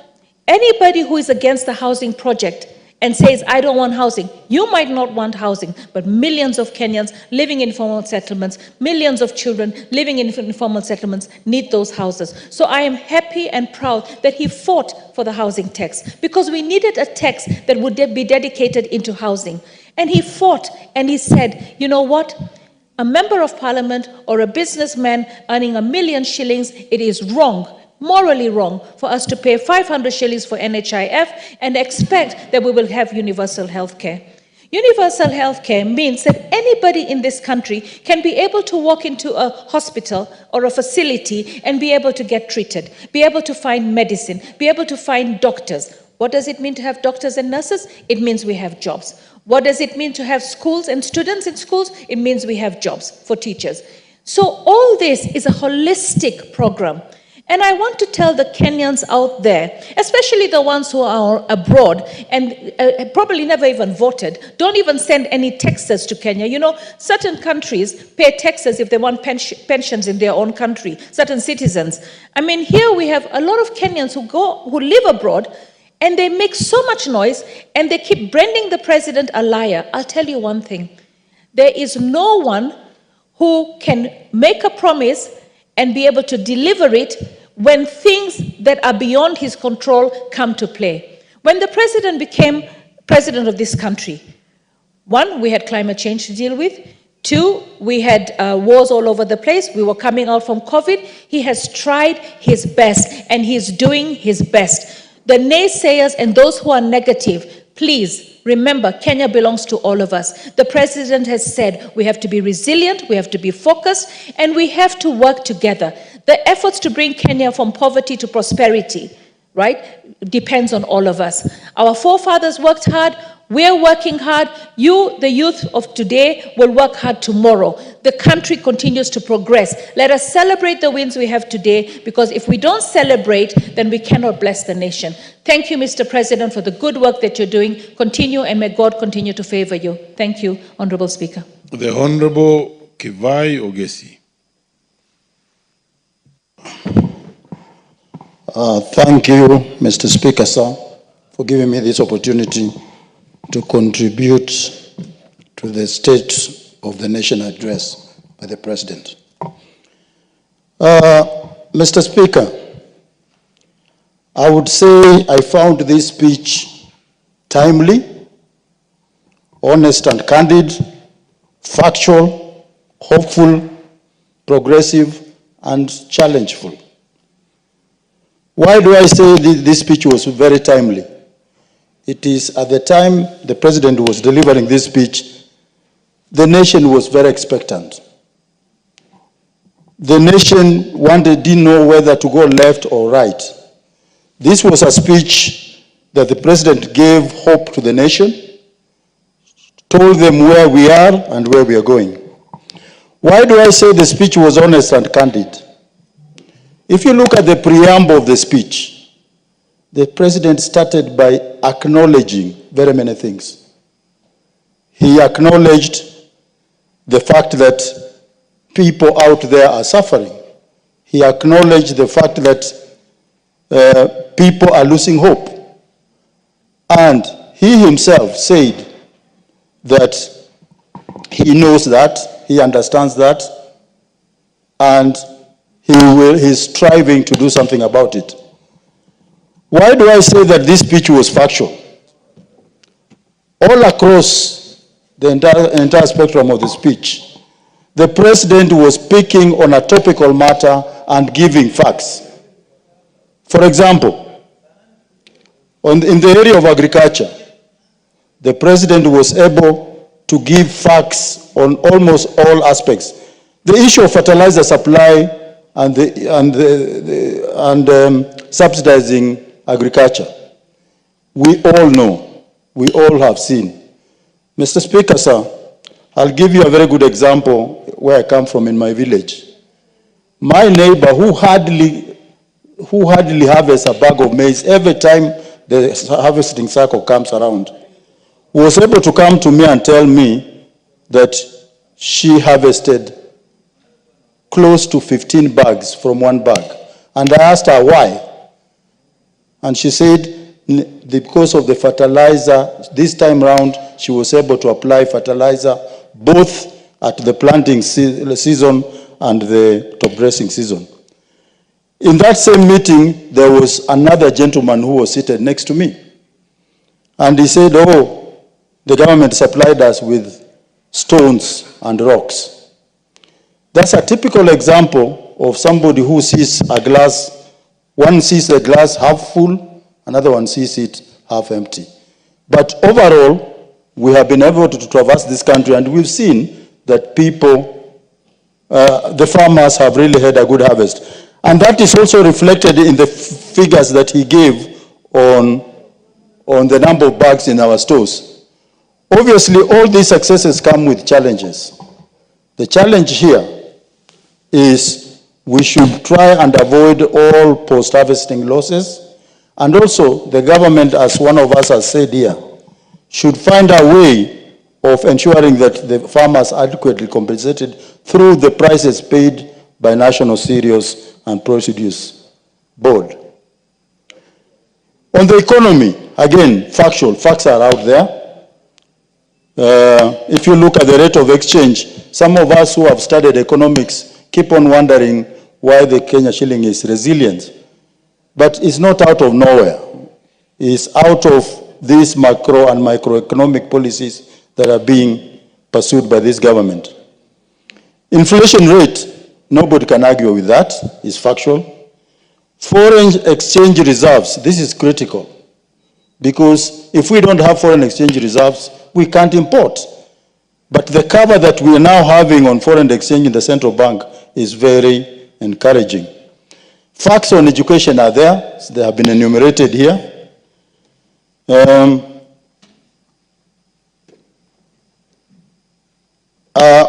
the health sector, a lot has been said about SHA, SHIV. I think the ideas are very good, the plan is good. I think what we are seeing at the moment is just implementation challenges, which if we are focused, and I challenge the minister and all stakeholders. Very well, the Honorable Daniel Kirito is in the House. Proceed. Thank you, Mr. Speaker, for giving me this opportunity also to earn my voice. to the State of the Nation address by His Excellency the President. Mr. Speaker, I wish first to recommend and support the President on this. He came out strongly and articulated the issues affecting this country openly and faced the challenges head-on and emulating on how we will tackle the challenges that are facing this country. Mr. Speaker, we the leaders and being politicians, we would also encourage that we avoid politicking matters development. Mr. Speaker, there is no country that can develop unless it grows economically and strengthens its economic basis. And this is the line where the President has worked very well, especially on food programs. A country that cannot sustain its own food stability cannot develop. And that's why we support where the President said we have to subside on production, and it has really succeeded. Because for the first time, we have enough food for our people, and even we have enough surplus, even for export. It means our economy base is going to be stronger, and we have realized it whereby even the dollar, the shilling is able to appreciate the dollar from 169 to 129.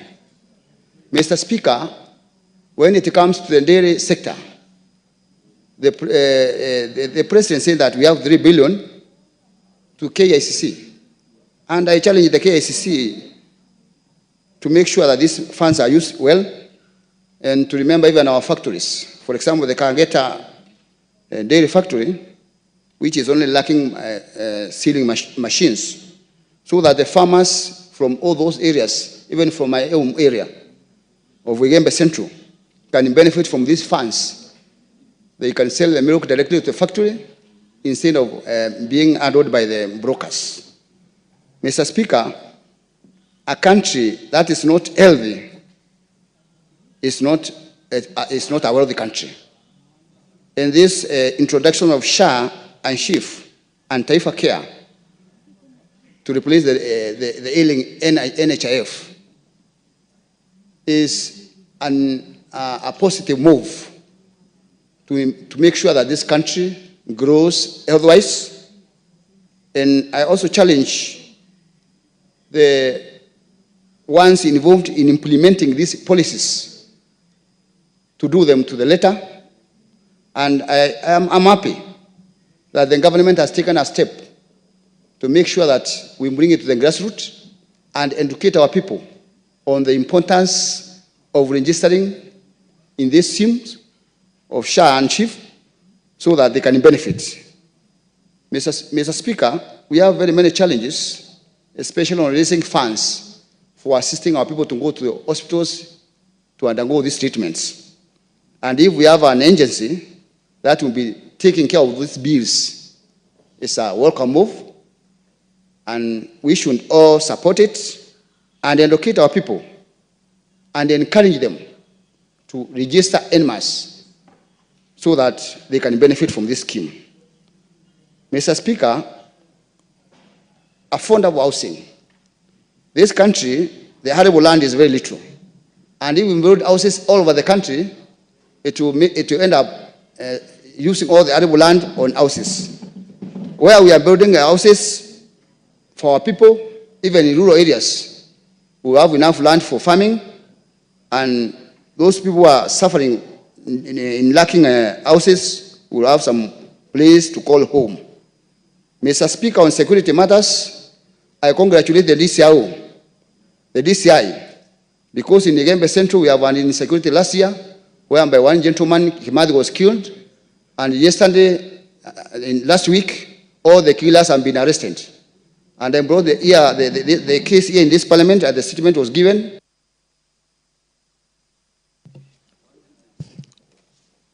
very many members on the queue. You have done your bit. Is the Honorable Abdikadir Mohammed in the House?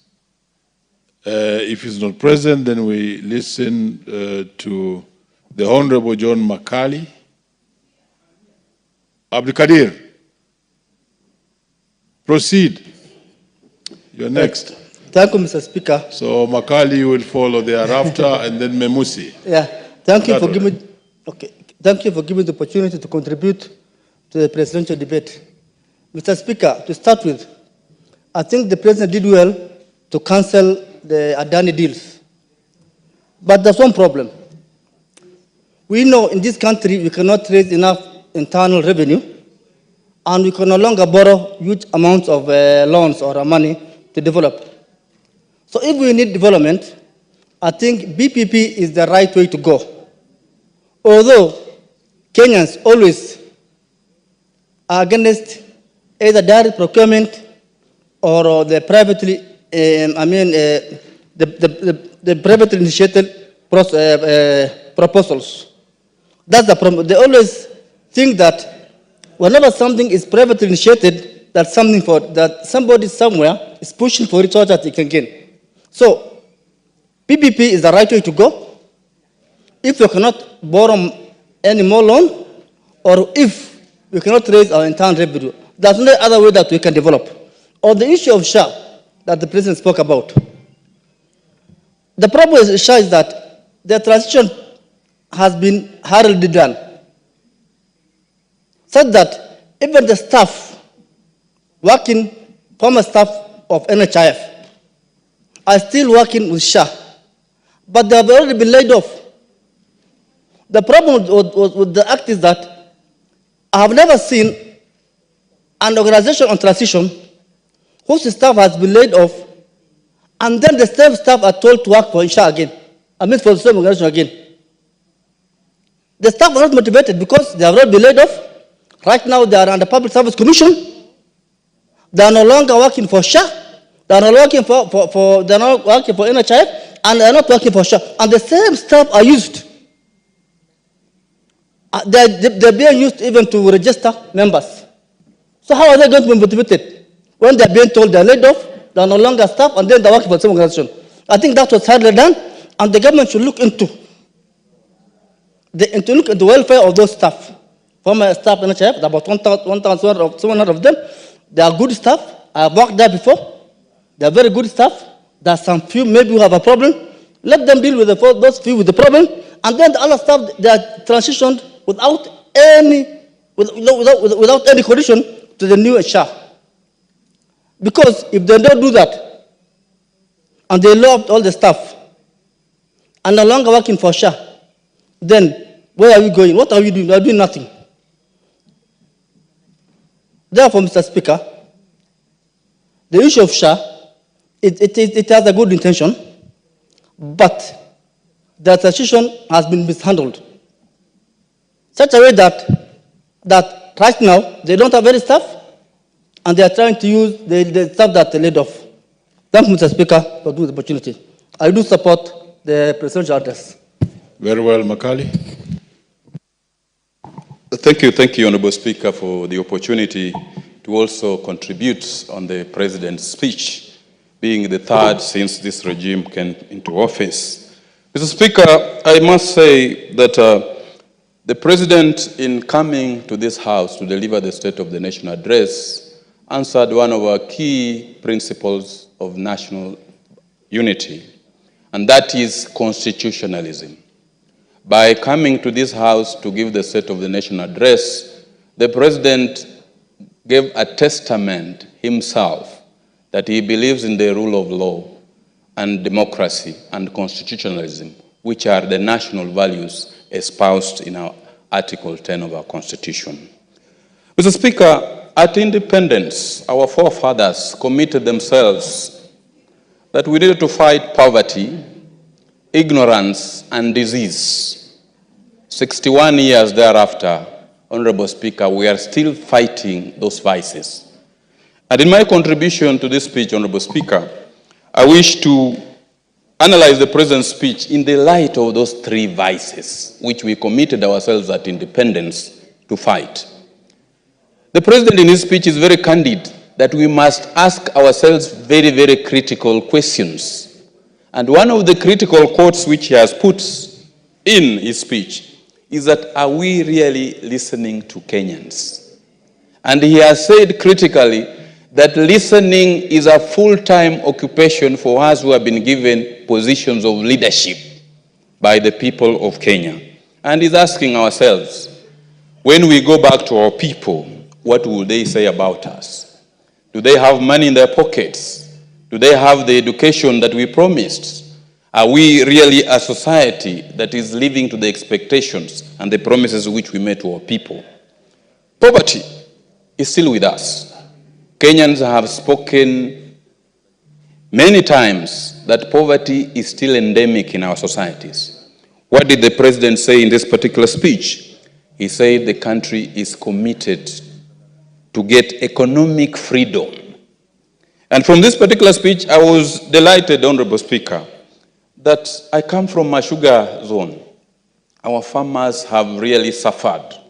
From 2022, we've been fighting to ensure that we have economic freedom, to ensure that our farmers put their money in their pockets. It was heartening, Honorable Speaker, to learn that all our 17 sugar factories are now operational, and that we are no longer going to import sugarcane.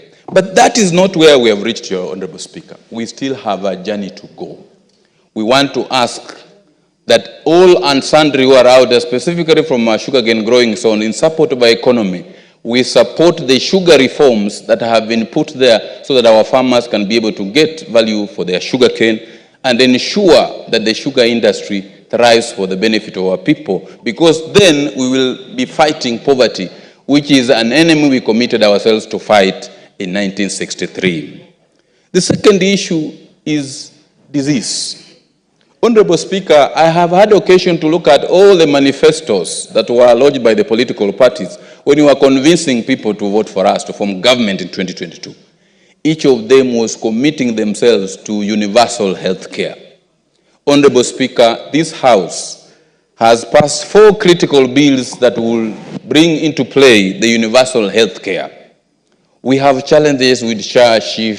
People are making comments, people are complaining. But we are saying that we are on the right path. What we will want to ask of our people, as the President has implored, is patience. All these teething problems that are with us in terms of transition should be sorted. And we want to ask our technocrats and our ministries, please don't let the President and the people of Kenya down. Please let us strengthen this social health insurance scheme so that our people can get health care. Because every day we are receiving calls about people who want to receive medical care and they can't afford it. Then education. We are fighting ignorance.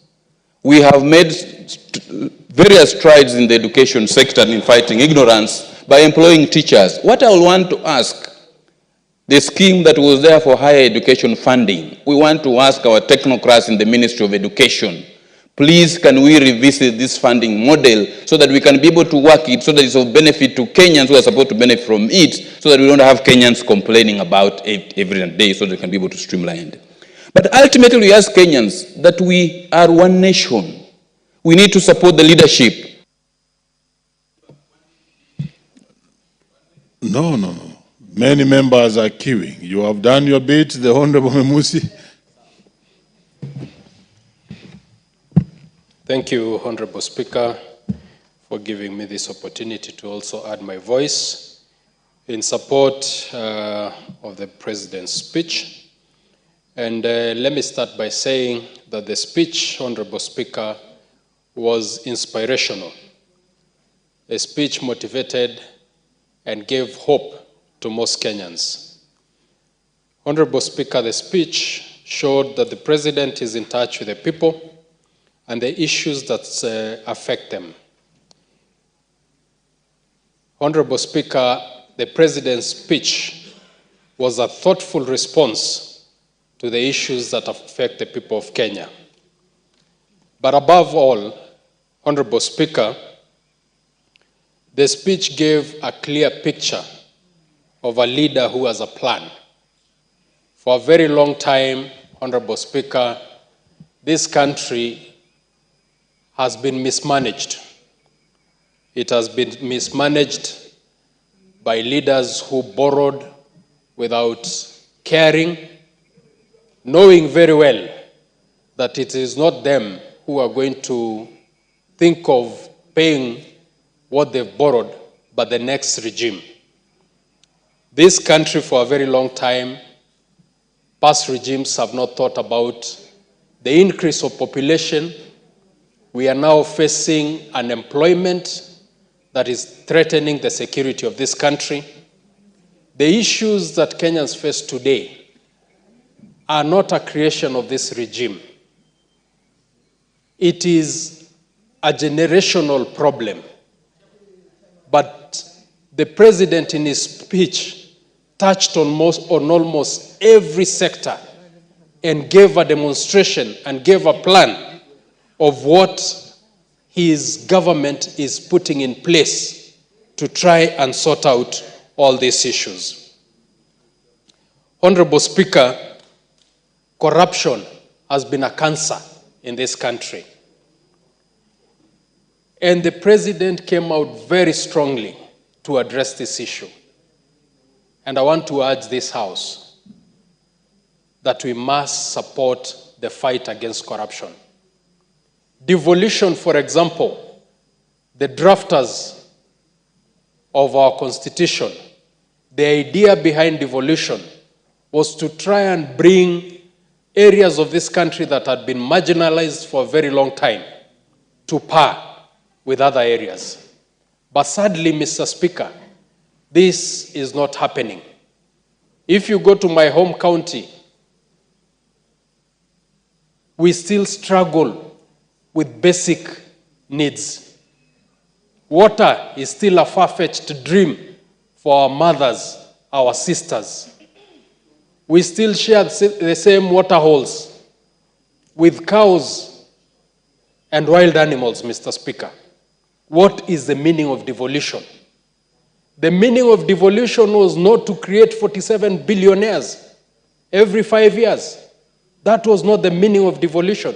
The meaning of devolution was to bring those areas in this country that were left behind to try and be par with other parts of this country. There are parts in my constituency where a child will grow and become an adult without ever seeing a tarmac road. Where is this money going to? So, Mr. Speaker, the issue of corruption in the president's address, he touched on this issue and came out very strongly that he is willing and is ready to deal with corruption. Mr. Speaker, I want to urge Kenyans to shun negativity.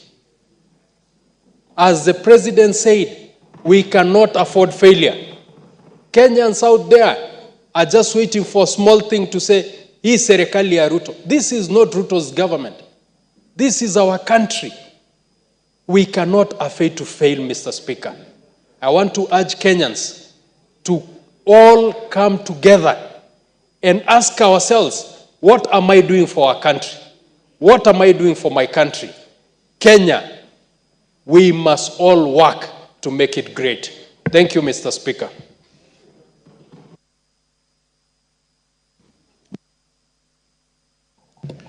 Thank you, Mr. Speaker, for the opportunity to contribute on the presidential address, which was delivered in this House, Mr. Speaker.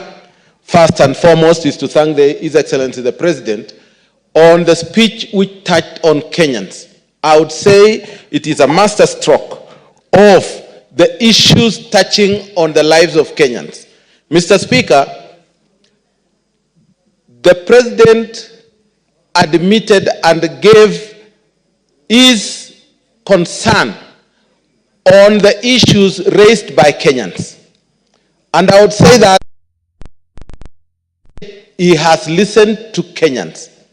But we want to ask also those Kenyans who have made so much noise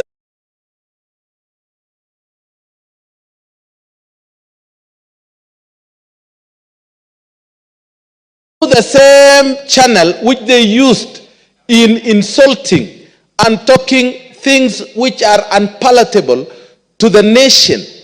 Mr. Speaker, I think it is time we culture ourselves on wordings we use in this country. It has gone all the way to the pulpit now. Now, where are we going to save ourselves in?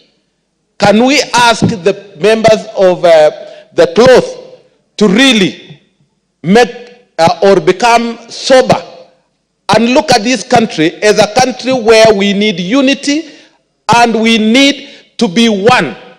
Mr. Speaker, I think it is their turn to talk about it now. Mr. Speaker, I also want to turn on the economic development which this country has achieved. Mr. Speaker, in the 2010-2013, this country was an exporter to the country of Uganda, and it was the leader, economic leader in the country. When this government took over, we were just importing goods from the countries where we were exporting to. Right now, we have stopped sugar from being brought from neighboring countries. We have stopped all other things which are being imported, and we have had a reserve in the treasury for our imports. Mr. Speaker, I would say that that is real growth. The farmers are happy because they are having subsidized fertilizers, and I want to say my constituents are happy that they are able to grow and be able to fend for themselves to have food put on the table. Mr. Speaker, what perturbed me after the report of the president when he came to the House is the media houses. Mr. Speaker, the media houses were talking about what the president said and what is in the Central Bureau of Statistics. When has the Central Bureau of Statistics be more accurate than even what we have at the current state? Central Bureau of Statistics have given wrong figures before, and they will continue giving wrong figures. And the media are using it to disparage the speech of the president by saying, this is what the president said, but the real figures are here. Now, who leads the Central Bureau of Statistics? It is the government. So how can the Central Bureau of Statistics be more accurate than the leader of the country as we talk? Mr. Speaker, I also want to laud the president on his efforts to bring up the farming community, the coffee, the tea, and even the milk, the dairy farmers. The Treasury has been able to support our KCC to pay farmers up to 50 shillings. But the management misused the money and they were not able to pay the 50 shillings per liter. We want to say that it is time that those people who do not know what they are supposed to be doing should be given a chance to go and settle at home and give Kenyans a break. Thank you, Mr. Speaker. The Honorable Julius Tai Tumu.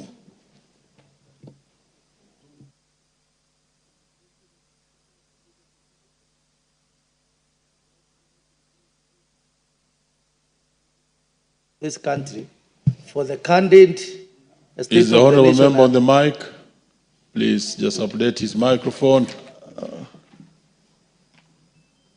Thank you, Mr. Speaker, for this opportunity. Let me also join the rest in congratulating the President for the candid statement on the address of this nation on Thursday last week. The President went through a raft of issues that have been handled by his government, both in challenges and the numerous successes that this government has addressed. Mr. Speaker, let me single out the education sector. When this government came into existence, this country was in dire need of teachers, particularly in the junior secondary school sector. There is no any other government that has been able to address such a challenge within 2 years. Mr. Speaker, in 2023, this government employed a whopping 56,000 new teachers, 10,000 as permanent and pensionable, and 46,000 on the contract. This year, the teachers who are on contract, 46,000 of them will be transitioning to P&P come January next year. There is a big stride that requires to be supported by the entire citizens. This year, we are aware another 20,000 teachers are in the process of being recruited as interns, whom we are urging the government, maybe by next year, July, after the budget, they should also transition to permanent and pensionable teachers. We are aware, Mr. Speaker, that due to these challenges, the 20,000 teachers who are about to be recruited are basically geared to addressing the science teachers shortage in the junior secondary school, because that was an area that and a challenge also. And the TSC, in their own and through the advice of other stakeholders, they have realized that that sector needs to be addressed. The other area that the government is working on to address is the challenge of unemployment in this country. The Department of Diaspora Affairs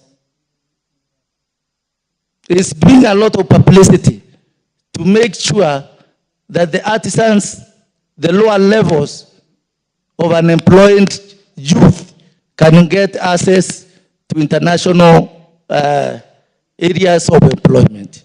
It's also something that is commendable.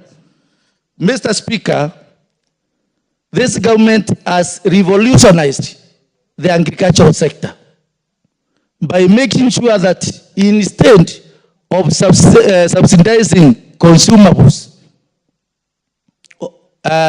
it is worth to subsidize the production. And by so doing, we are almost food secure in all sectors.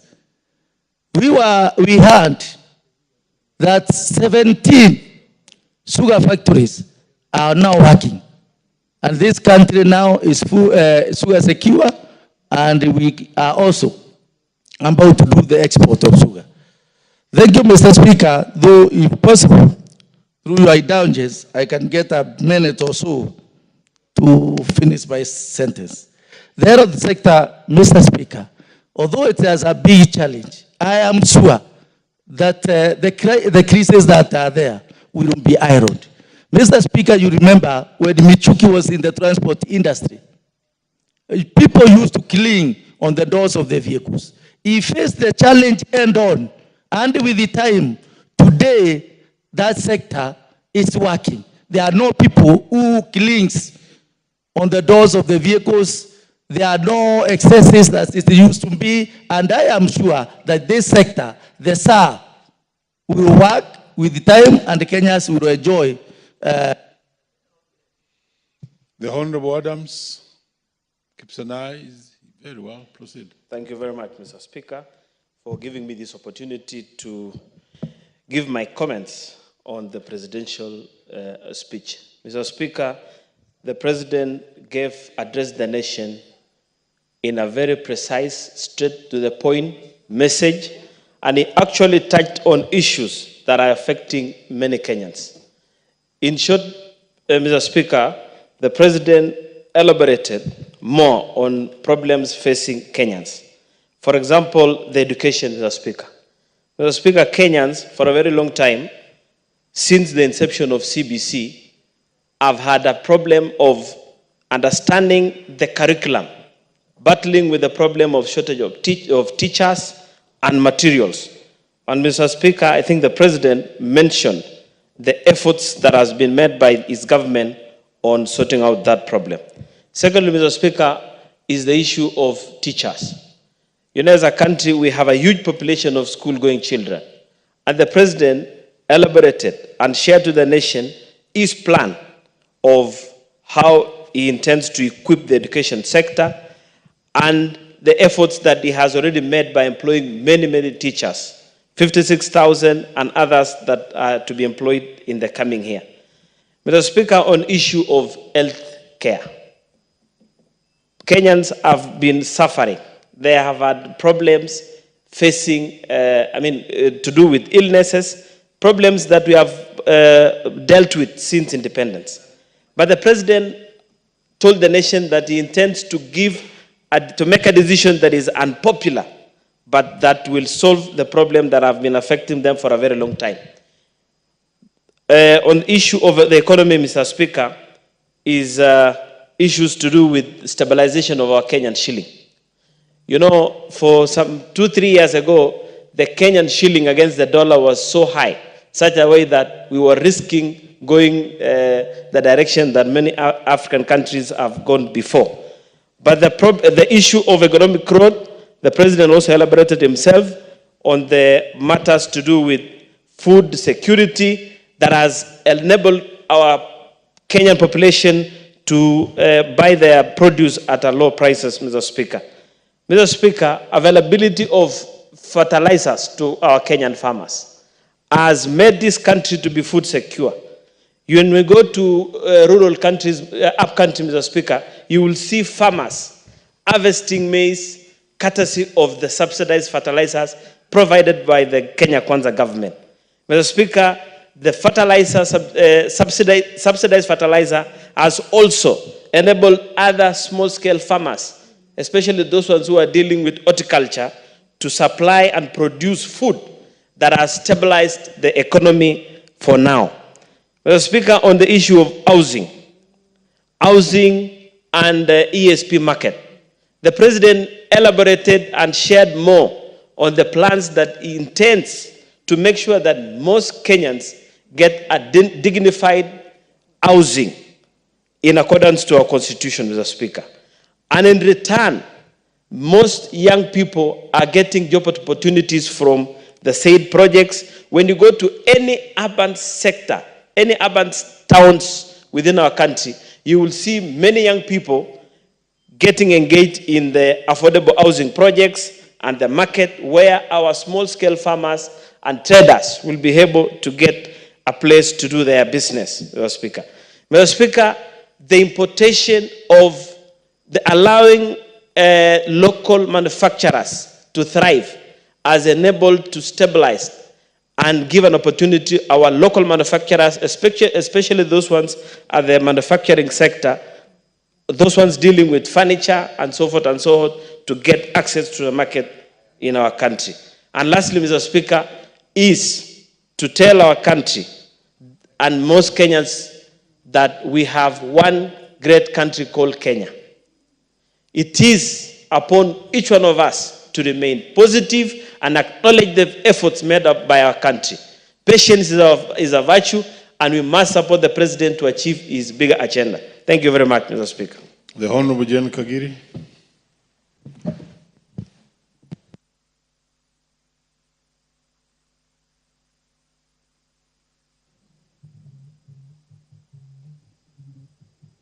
Thank you, Honorable Speaker, for giving me this opportunity to contribute to the State of the Nation address. Honorable Speaker, I would want to start by appreciating that the President indicated that he's a listening President. And as he went on with his speech, it confirmed that true to the word, he's actually a listening President. Honorable Speaker, I would want to start with the mention of CBC. To many of us in this House and outside there, Honorable Speaker, we would want to assume that CBC is not working in this country. But recently, Honorable Speaker, I visited Mombasa. And when we took a boat ride and got to the middle of the ocean, the captain asked who was ready to dive into the water. 3 young boys shouted quickly that they are CBC students and they know how to swim. They gladly jumped into the water and swam and later got back to the boat. That, Honorable Speaker, should confirm to us that the students benefiting from this curriculum are actually growing and progressing as they should. Honorable Speaker, to us what we need to ensure is that we give them the required facilities as well as ensure teachers are available to guide them through their education. Secondly, Honorable Speaker, I appreciate that the President took time to mention the reality of this country. Honorable Speaker, we are still heavily in debt, and we need to appreciate that things are not the same as they should be. We would want a lot of development, but just like in our houses, when we are in debt, there are some things we have to sacrifice because we are not able to provide things as they should be done. Honorable Speaker, that calls for the whole country to get to an understanding that when debts reach their maturity, we have to prioritize them for payment, and that will see our country suffering in various ways. Honorable Speaker, I would want to mention on food production and appreciate that our government has provided over 7 million bags of fertilizer to our farmers. Honorable Speaker, that has graduated to giving us 74 million bags of food in this current year. That is our projection.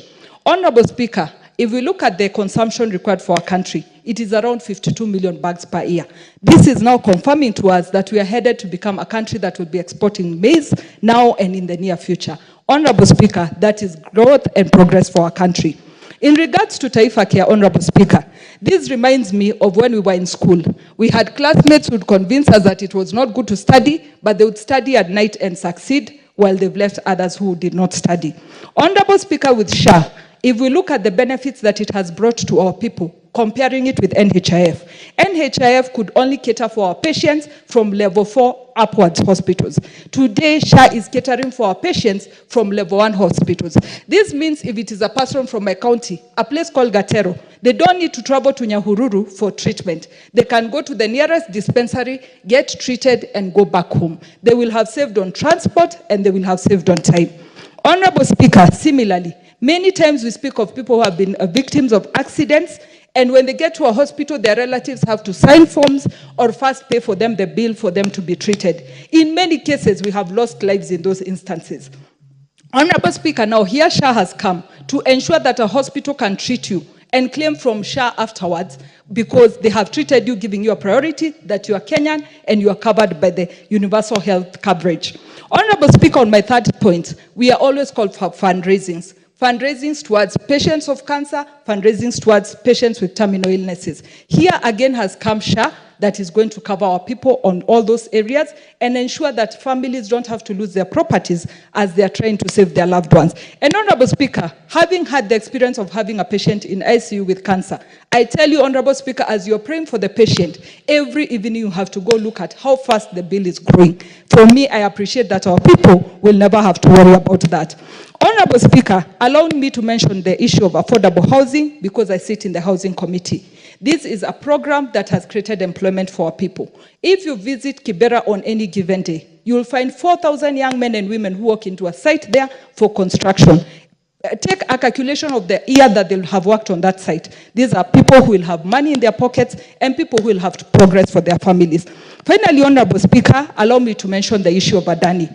Of course, our president is a listening president. Many wondered why we cheered when he said the contract has to be cancelled.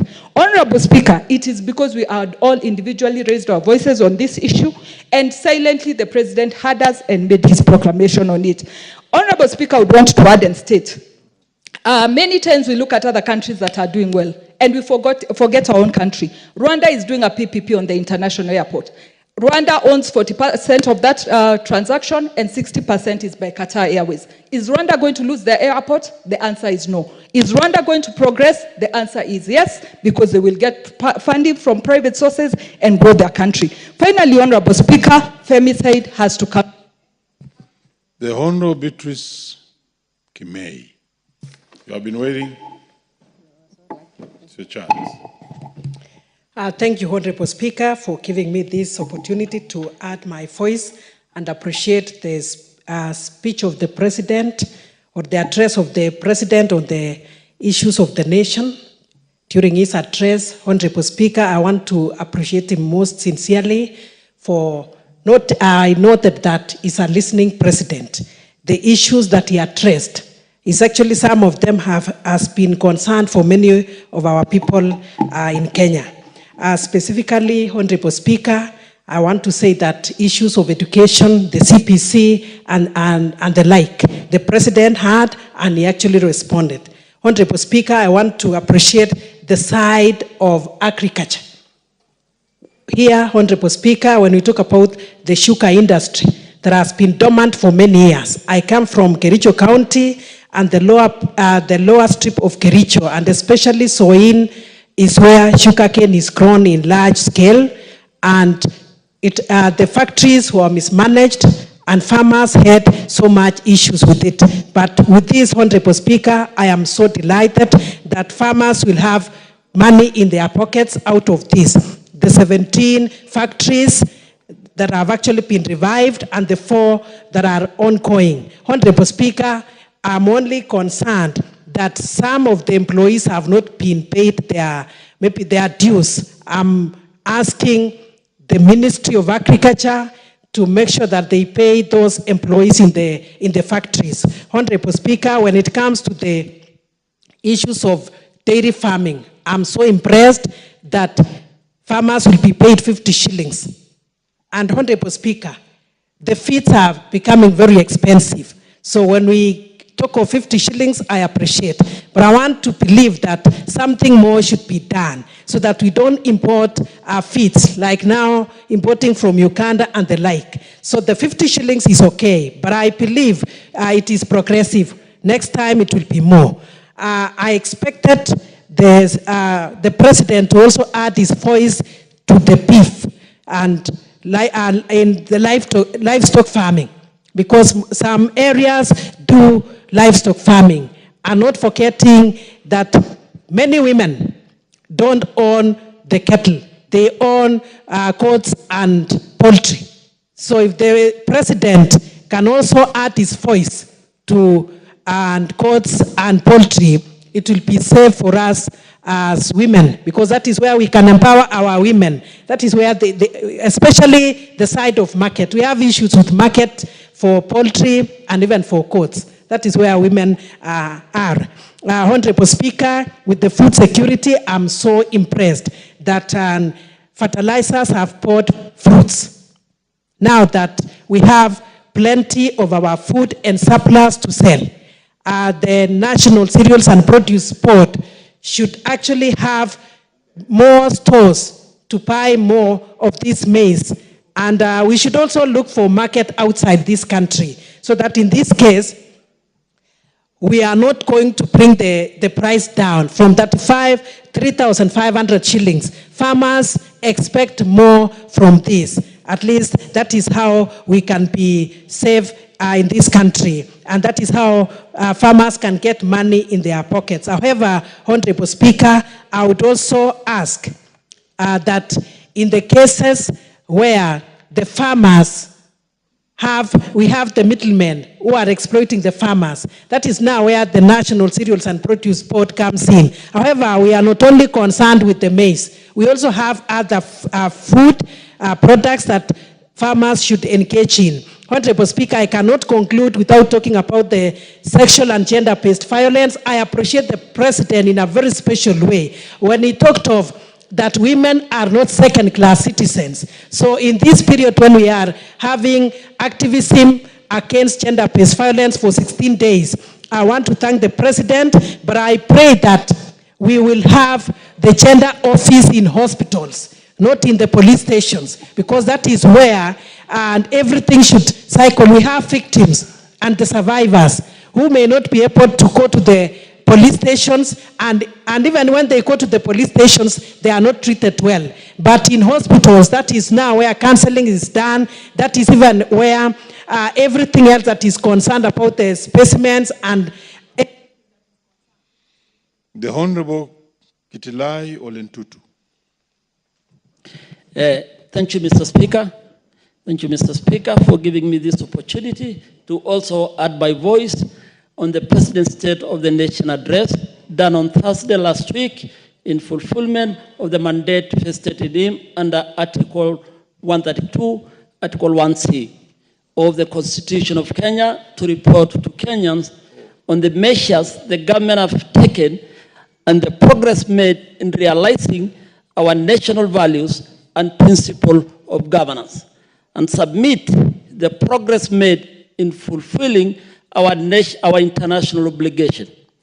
Mr. Speaker and honorable members, the President addressed thematic areas that really touch the heart of the Kenyan people during his State of the Nation address, and I sincerely want to commend him for making decisive, crucial decisions to better our country, including the cancellation of the contentious Adani deal. This shows our government is listening keenly, remain committed to work hard every day for the greater national interest. As a member for Narok South, I support the president and the government of Kenya for making that bold decision. Honorable Speaker, our president also announced the improvement of our school infrastructure and learning activities, where the employment of 20,000 more junior secondary school teachers in Kenya, absolutely tremendous, remarkable effort to create countless job opportunity for our many young people. Honorable Speaker, we also encourage the government of Kenya to fast track quick construction of more classrooms in JSS school, thus ensuring there is smooth transition of our students come January 2025. Honorable Speaker, I also want to commend the issue of national security, that our people must be secure at all times by the government. It is also imperative to note we currently live in an era where criminal activities have been on the rise. For instance, in Narok South, where I represent, we held a consultative security meeting that brought together sub-county security team, members of the Nyumba Kumi initiative, and business community 2 weeks ago after criminal activities increased in Ololonga Center, and that is why the Ministry of Interior and National Coordination must scale up the operation in areas in order to protect Kenyans and their property.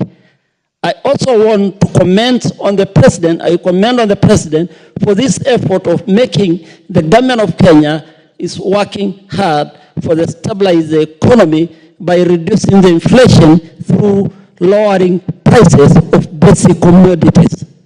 It is also worth noting that the Kenya shilling has stabilized compared to a few months ago against the US dollar and another hard currency, much remains to be done. Honorable Speaker and honorable members, I also want to make few remarks about the Kenya Kwanza ambitious plan of bottom-up economic model. Our president on Thursday last week addressed passionately about the need for Kenya to attain food security through modernization of KCC, and I want to request the government to continue pumping more resources to these cooperatives so that our farmers in Kenya, more importantly in the livestock keepers, benefit directly. Honorable Speaker, it is well known that livestock keeping is of course the main economic activities in Narok, Kajiado, Samburu, Garissa, and many parts of the country, and we must empower our farmers through KCC. For those who remark, thank you, Mr. Speaker. The Honorable Cynthia Muge has been waiting. Where's the Honorable Cynthia? Very well. Then let's have the Honorable Manyo. Thank you, Mr. Speaker. I quickly just want to also say that the speech was good. My prayer is the implementers or handlers of those bestowed authority to do their work. I hope they will do it, because in a country where we have other people malnutritioned and others look well fed, we must strike a balance. The president mentioned so many crucial things in his speech. Where I come from in Busia, we are having a dwindling or going down sugar companies that are closing down because of poaching. And this has come because of delayed pay and also poor pay. So frustrations that have been facing farmers across the country, I hope this is the end of it. The president mentioned about also building a few sports academies. I happen to be in a sports committee, and this has been on for over a decade.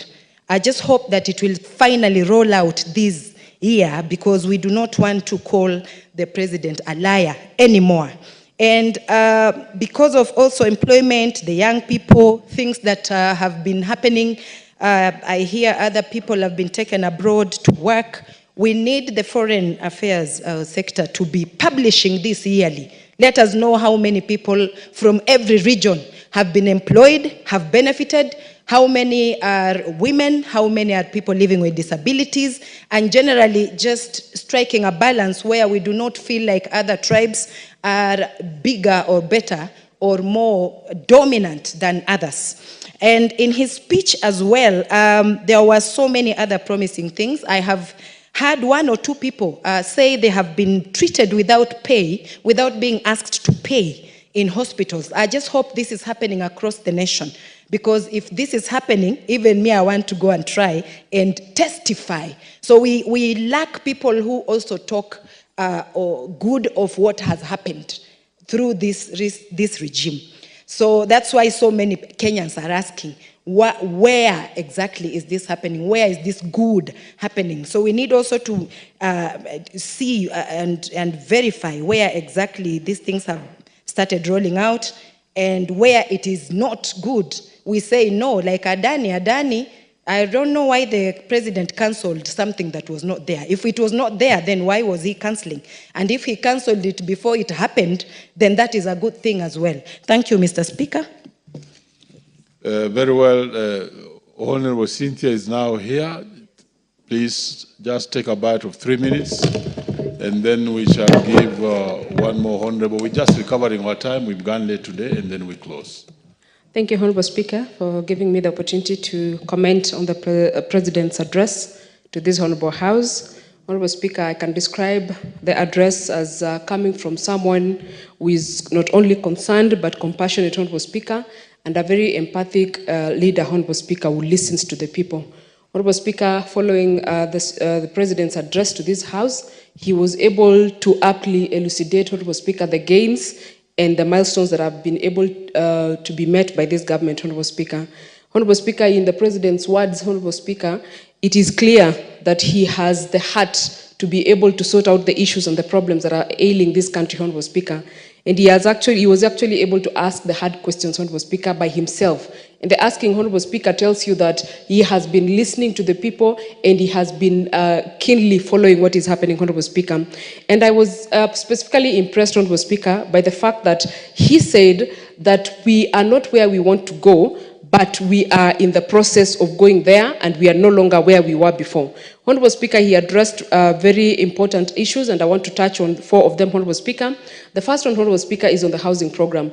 I am one person, Honorable Speaker, who never paid attention to the housing program until I went to the ground, Honorable Speaker, and saw the impact of this particular housing program.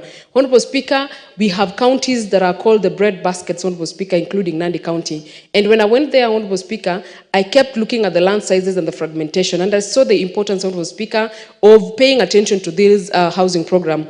Honorable Speaker, I want to urge all the Kenyans to be able to pay attention to these houses. I have gone to the website of Boma Yangu, Honorable Speaker, and actually gone ahead to save and commit to be able to buy one of those houses. It is the houses, Honorable Speaker, that you would never find it for the cost and the price that the government of Kenya is giving. You would never find a studio going for 980,000 shillings or 840,000 shillings, Honorable Speaker, in this country. You will pay a lot more than that. In Kapsabet, Honorable Speaker, where we have one ongoing, I am actually booking one that is 3 bedrooms. Honorable Speaker, the 3-bedroom one goes for 2.8 million. Honorable Speaker, you would never find a house that goes for 2.8 million, a 3-bedroom. It doesn't matter where you go, but you will never find it, apart from government, Honorable Speaker. The President, Honorable Speaker, spoke to the issues of cost of living, and he was able to elaborate that, Honorable Speaker, and we can then start appreciating, Honorable Speaker, the gains that this government has been able to make. He spoke to the issue of corruption, and I want to say, Honorable Speaker, that this is a game changer. As soon as we're able to sort out the dragon and slay the dragon called corruption, this country is going to do better. We are going to have seamless services, we are going to have efficiency in government, and we are going to have even the youth of this country benefiting from things like the e-procurement, Honorable Speaker. With that, we are going to ensure that AGPO and the AGPO, Honorable Speaker, is accorded to the women and the youth of this country. We spoke about the education, Honorable Speaker, and Honorable Speaker, I want to say this and give this appeal, that the employment of teachers is very good, Honorable Speaker, but I also want to ask that there should be a database, Honorable Speaker, showing all the P1 teachers, Honorable Speaker, who graduated as early as 2012 and have never been employed today, Honorable Speaker. Some of those people are 43 years old. They only have 2 years to stop being employable, Honorable Speaker. And I want to ask that this be paid attention to so that they can be able to be considered. On the UHC, Honorable Speaker, on the issue of health, allow me, Honorable Speaker, to set the record straight. There is a Honorable member who stood here during her contribution, the Honorable Susan, Honorable Speaker, and said that there is a capping of 6,000 shillings only for people who go for dialysis. Honorable Speaker, she should be keen to detail that the cover under SHA, Social Health Insurance, Honorable Speaker, is providing 10,650 per session, and it gives an approval of at least 3 sessions per week. Honorable Speaker, the people who go through dialysis, Honorable Speaker, do not go more than 3 times a week. And Honorable Speaker, that should be set straight. And the UHC, Honorable Speaker, is actually working in this country. I have been able to register people at my personal level because I am a citizen who is no longer asking, what can this government do? I am asking, what can I do for my... The Honorable George Gachagua.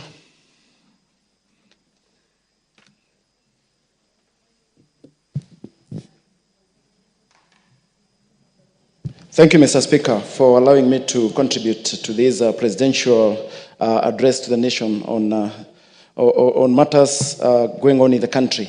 Mr. Speaker, it came to me that we have a listening government, and he addressed every concern in Kenyans' minds.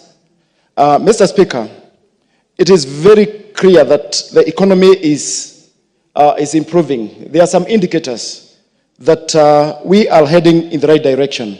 Some of these indicators, Mr. Speaker, are the foreign exchange reserves surging by 2.4 billion to hit a record of 9.4 billion, thereby increasing the investor confidence. Mr. Speaker, the dollar, our country appreciated